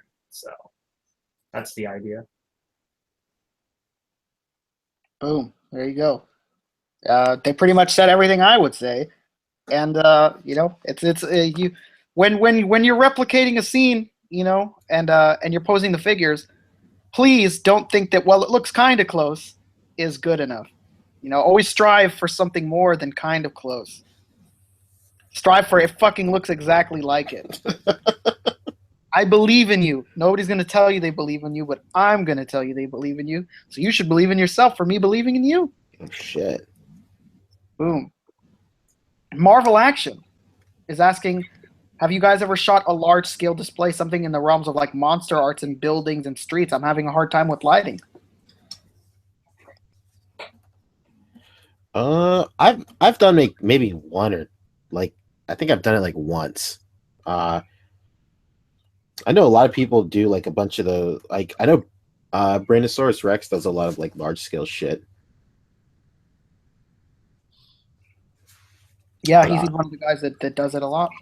Yeah. And his room is like fucking small. He has such a small like his workspace is small as shit. So, you know, if that dude doesn't complain, nobody else should really be complaining, honestly. You need a lot of lights, man. You just need a lot of lights. You got to think about your setup like a movie set. Like even in the darkest of scenes in a movie, you wouldn't believe how many fucking lights they're using, you know? So it's that same sort of premise. You got to fabricate your lighting system and you got to snap a lot of pictures, man. We can't, with something like that, I can't tell you what to do. Like, you've got to do a ton of trial and error until you find your groove as far as your shooting space and the lights that you have and the props that you have. It's just a ton of trial and error. You just got to try everything and just light it up from every angle. At least from the standard 3-side lighting setup, basically front, left, and right. You know, at the very least. But you need a lot of lights, man. You do. Yeah, you can always go in your camera, and depending if you have the right kind of camera, but like any camera, even digital cameras in your phone camera can do it now. But you can always go in your camera and take light away, even if you have light. But artificially adding light always looks worse than taking it away. Yep. So yeah, it's about your camera too, though. Messing with your exposure and knowing when to lighten or darken the scene too. You heard it from the experts themselves. Boom. And another question we have from a guy named Unconscious Kuma is, do any of you still talk to Solid Snake? What's up with him? Tell him to upload another Room of Doom. I think we all talk to him here and there, but he's just not as active anymore. The guy's got kids, you know. He's got bills. Excuses. Yeah, oh, boom, there you go. He's got a ton of those. He's got a ton of excuses. He's got tubs full. You know, you think he has a lot of figures in tubs that he's not using. Look up the excuses. They're there. I think it's a battle with Solid and his wife all the time as far as the action figure shit goes, honestly. She's got him by the balls when it comes to that. Boom. That I know for certain. Inside source. Emiya, I don't know if you're there, or as Zirak Imran was saying, illegally streaming a movie. But Frankie Torres is asking, have you picked up the Monster Arts Shin Godzilla? Thoughts on it? The Shin Godzilla? It's good. It's a big figure. It's actually larger size than most of the other Godzillas they've done. It makes sense because it is the largest Godzilla ever, the Shin Godzilla. Yeah, I mean it's a nice figure. I think some people have had issues with the QC with the paint. I know some people who've gotten like a couple of them, and they moved the joint, and I guess the paint was stuck on one part, so they have like these like marks. There's like a overspray on it for shade, and some of that paint like came off. I know that there's some issues about that. I know some people were complaining about the underneath the neck. If you're in a bright light, it doesn't look like it matches the rest of the body because it's kind of like a reddish color. But then like other parts around it are like a black color. But then I think that also varies upon each piece. Some pieces are probably done better, some are not as done as well. But you're always going to have that problem whenever they paint all the pieces separately and then they assemble it. It's all a separate process. It's not like they spray it while it's actually put together. They paint all the parts individually, you know, in the assembly line in the factory. So Yeah, man. Brandosaurus Rex reviewed that figure this past week, if I'm not mistaken. You could, if you're not already subbed to his channel, you could just check out the A.C.B.A fan page. Scroll back a couple of days or whatever. You should find it. I'm sure he gave an in-depth review. That's his niche right there as far as collecting goes. That's what he loves to collect the most. But yeah, from what I've seen, that fucking figure is pretty fucking big, man. The tail alone is Yeah, I mean, it's the largest Godzilla. He's the biggest Godzilla ever, so they went out of the way to make it larger than all. It's almost the same size as the 3K. The electronic one that came out, the one that's supposed to be actually technically a larger scale.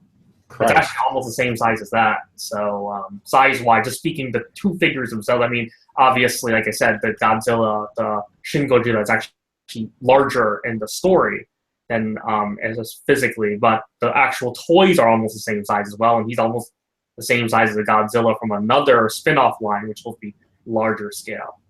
So, but it is definitely worth it if you're a big fan of Gojira. So, you heard it. All right, we'll get into the last few questions. Start rounding it out. I think we have a productive show. And to the guy asking, is that a D-Arts 0? It is, and it's Pancho. Oh yeah, those are also his hands. very excited. And speaking of Pancho, there's a question for Pancho from Game Boy Kage. It says, Pancho, do you think we will get an SHF Oob from DBGT? What are your thoughts, Pancho? I don't know. It's tough to say. It's strange. Like SH Figure Arts is almost going not necessarily almost going out of the way, but they're the only GT stuff they've showed are just figures they've showed. Nothing is solid. Like the Super Saiyan 4 Goku is no release date. The GT clothes Goku, no release date as well. I think if those figures actually come out or get a solid release date, then we'll talk. But I don't know. I feel like they would cherry pick from more desirable characters from their backlog before Oob. That's just my personal opinion, though. Well, there you go.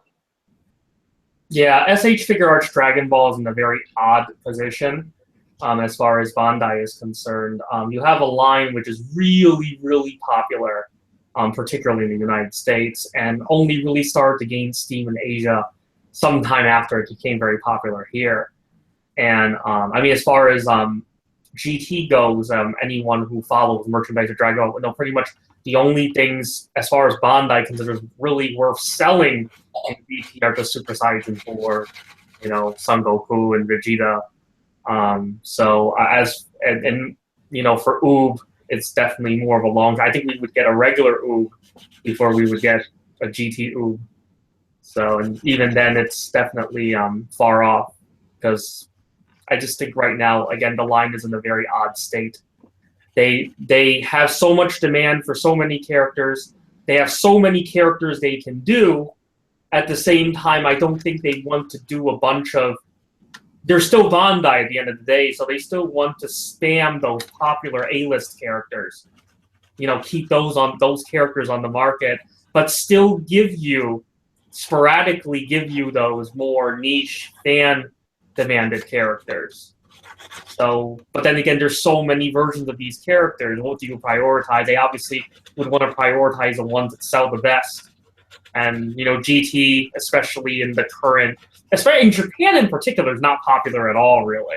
It's mostly popular here. And I think, as far as, in the video game industry, we do a lot of Dragon Ball games. And always it comes down to GT, they just want Super Saiyan 4. It's like you don't even acknowledge the rest of GT. It's just all they care about is Super Saiyan 4. It's like Super Saiyan 4 is more popular than GT. Yeah. So it's that kind of thing. And I think that's what GT's in this odd state now where it's essentially kind of retconned out of it's become essentially fan fiction. So official fan fiction, but essentially equivalent to fan fiction because with Toriyama doing, being involved in, obviously realizing that Dragon Ball is his money. That's what's going to make him money, and him being involved in doing stuff beyond, the original series. We're at a state now where Dragon Ball, we see what's going to happen afterwards and everything. And a lot of the stuff that happens in GT is very contradictive. It can't possibly happen now, at least in the same timeline. So, we'll just take it as you will, but I wouldn't hold my breath. Oh, Boom. There you go. That's definitive words. That's the two experts on this field telling you what's going on. All right. Now, going into the last three questions, one of them from Jasper. What's your opinion on Storm Collectibles 1/12 and their lack of updates? And to piggyback along with that, what do we think of SHF Ryu versus Storm Collectibles Ryu? Go first. Who wants to go first? You go first, Keiyo. Okay, so Storm Collectibles is a new company, as we talked about before, and I get the impression the state of the company right now is essentially they're releasing slowly, and they're at the point where, a guy puts in all the money to get the company moving, but then they have enough to make one project. The first project, as you guys know, the Mike Tyson had a couple of hiccups, and they had to do a lot of replacement parts, so they definitely hurt the profits there. And I think at this point what they're doing is one project is paying for the next project, and the next project is paying for it's like that. Obviously, as the company gets bigger, they'll have more capital to play with, and they can release stuff faster. But I think right now the reason things are so slow is because they're in that early stages of a company when they're really trying to hustle and get everything moving. And like I said, one project pays for the next project, and that project pays for the project after, and so on. Which is why I think that everything is coming out so slow. As for the Street Fighter V figures of Ryu, the SHF versus the Storm Collectibles, the Storm Collectibles one is much more accurate to the in-game Street Fighter V. It has more of it looks more like the character models that are in-game. It's more detailed, meaning more realistic looking. The Street Fighter V, the SHF went for a more anime look. It goes for more of the kind of Bengus kind of art style that Street Fighter V has. Like during the story mode, you have sometimes certain character story mode, they have those illustrations. I think that's more kind of what the Bandai kind of went for the SHF line. But for Street Fighter V, the Storm Collectibles is definitely more like the in-game model, which is what it looks like. The figures themselves, both look like they have great articulation. I've actually handled both very briefly, but again, the ones I handled were kind of prototypey, so I didn't really want to push it to see how good the range was, to see what the figure really has to offer. But both of them look like they're great choices. I think really will come down to what you like more visually, whether you prefer the game model or you prefer the Bengus illustration style that the Bandai one. Has a more anime look versus the in-game model, which is still kind of anime looking as well. It just looks more buffed and more realistic looking overall. Right now, for the Storm Collectibles, we have, 1, 2, 3... Is it 3 figures right now? Is it 3 figures that we have for Storm Collectibles? Or is it 4 figures? No. 4 yeah, figures. 4. 3. 2 Ryus, 1 Ken, and... Oh, no. Just speaking modes. Just speaking characters. 3. Ryu, Ken, Ken Ryu. And Dictator, right? Dictator, yeah. So we have Lord Vega, and we have Ryu and Ken. So then for Bandai, we have 3 also. We have Ryu, we have Chun-Li, and we have Rashid. So also the other thing to note that the Storm Collectibles is more like Marvel Legends 1/12 scale, so they're bigger than the SHF one, which is smaller 1/12 scale. Compare them shits to Marvel Legends. Storm Collectibles has to prove themselves. I'm not on board with these Street Fighter or the Mortal Kombat or anything yet. They really gotta come out and show and prove right now. I personally would not spend my money with them at this particular point. I don't even really like the way the joints look on some of the figures. So fuck them. They have a kind of 1/6 scale approach to their stuff, like with the texturing and how the joints are hidden and stuff. It's very similar to a jointed muscular body for a 1/6 scale figure. So, but what I mean by Marvel Legends is mostly the scale is larger. Marvel Legends is not really true 1/12 scale. It's a catch 22 right now though, because I mean, like, if you're really interested in those characters that they're making, then you gotta buy them. You gotta support the line for them to do more. You know what I'm saying? So, I could care less, really. So, how about the SHF?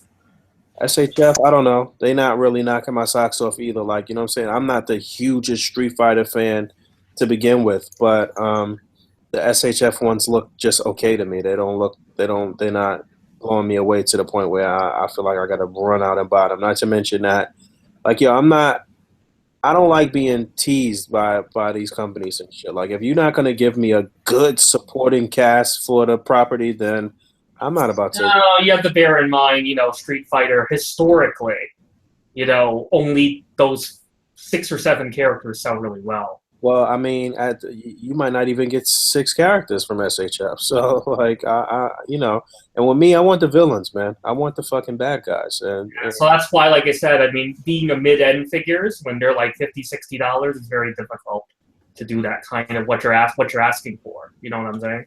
Because a lot of people are not going to buy, 12 for $60. You get what I'm saying? That type of figures.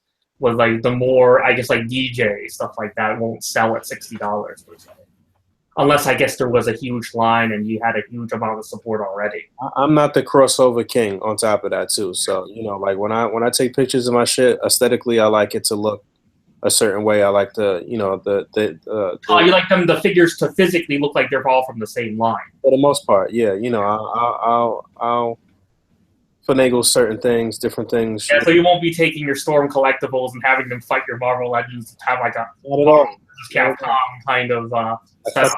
I hate that. I hate that for the most part. There's only like a few people that I personally know or see posts that could really like mix and match lines well and shit like that. 9 times out of 10, the shit just looks stupid to me. I just hate the look of it. Definitive words from Boog Nice. I have all of them pre-ordered. I have the fucking SHF ones pre-ordered, and I have the Storm Collectibles ones. As do I. Yeah, I want them also. I think I got the SHF ones pre-ordered too, though. You know what I'm saying? I'm saying that, but and I still have them pre-ordered. I think I do. I'm pretty sure I do. I even got the fucking WWF figures pre-ordered with SHF. So there goes that. Hell yeah. Boom. Well, shit. There you have it. That's. Oh, well, Pancho, did you say what you thought about this? What's the deal? You're the guy who loves games.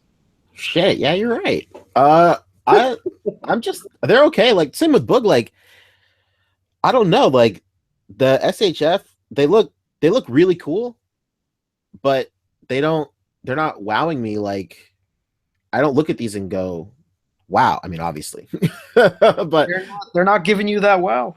Yeah, it's and then it's odd because like I don't know. I don't want to say I expected more, but it's not even like I was disappointed when they unveiled them. Like when they unveiled them and I saw them for the first time, I go, yeah, those are SH Figure Arts Street Fighter characters. I mean, needless to say, I have them pre-ordered as well. Don't get it twisted. Like I'm excited for them, but it's not like, I don't know. The last time I was like extremely wowed by a figure was probably SH Figure Arts Vegeta. I would assume, and like that from like the get go. Like I saw him, he looked incredible. Pre-ordered him, I got him, and he was incredible. Period. These I'm just like, oh, okay, these are pretty nice. Hopefully, when I get them in hand, they'll wow me, and that's generally what happens with me. Like photos don't really do it justice for me. Another example is like the Broly, the SH Figure Arts Broly. I thought he looked like shit in all the pictures, and then when I got him in hand, like I bugged out.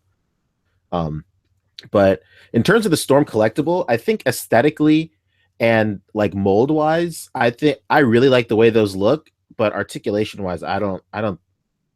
I don't know if I could justify dropping, the bread on those.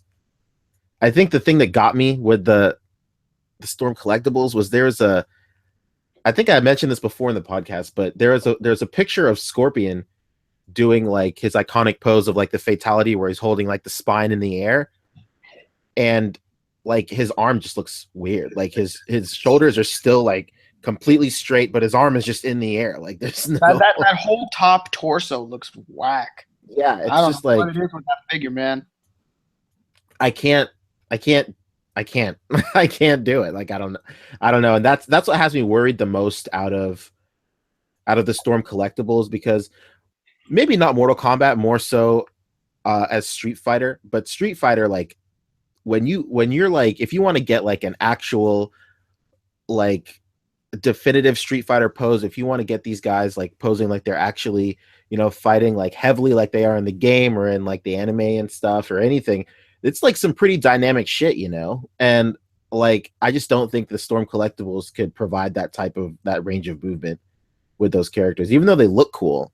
But I mean, I don't want to drop that kind of money for guys just doing like a vanilla pose looking cool on like a shelf. I don't know. But that's just me. Bottom line, I'm excited. I like the SH figure arts, and I'm excited for what they can do. Aesthetically, they don't wow me as much as the Storm collectibles, but the Storm collectibles, I know they're just going to be ass in terms of articulation. So I don't know. A little bit of column A and column B, I guess. Well, there you go. That's Pancho's take on the matter. The articulation on the Storm collectibles is actually not bad from when I handled. But like I said, since it was a prototype, I didn't want to press it too much. Okay. Make sure if it was, how the range would be. I think the problem with the Mortal Kombat is mostly a factor of design, which is why the articulation might suffer for their figures. And it looks like they didn't try to really joint the upper body as much. I guess they wanted to keep, the way it looked. They didn't want to use as many pieces, so they wanted to keep it looking a certain way. So again, I never handled the Mortal Kombat ones. I can't really say for sure. I mean, you could always, I never really like to say anything, judge articulation, unless I actually have it in hand.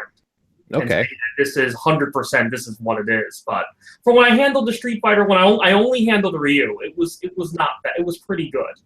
Obviously, SHF one would be better just because they're more experienced at doing articulation. But again, obviously theirs is also skinnier and stuff like that. So you'll get a more, more range on certain parts just for that reason. So is there an ab crunch on the Storm collectibles? Yeah, there is a ab joint underneath. Okay. Even on the Mortal Kombat ones, correct? I don't know about I never handled the Mortal Kombat ones. Only touched just Ryu. Okay. I'm looking at the Scorpion, and it looks like there is an ab crunch. Yeah. There is an ab crunch on Ryu underneath the gi. Okay. Yeah. So with this, again, when it comes out, whenever they come out, we will see. That's when we'll really know how good the articulation actually is. And I think, as you guys have all heard us all talking about them here, I think it really will just come down to, if you really want them, is if you're a Street Fighter fan. You're a Street Fighter fan, then obviously, without a question, you're going to want these figures. If you're just kind of casual about Street Fighter, then obviously these are like, okay, I could go with them or go without them. It doesn't really matter. So that's really what it comes down to.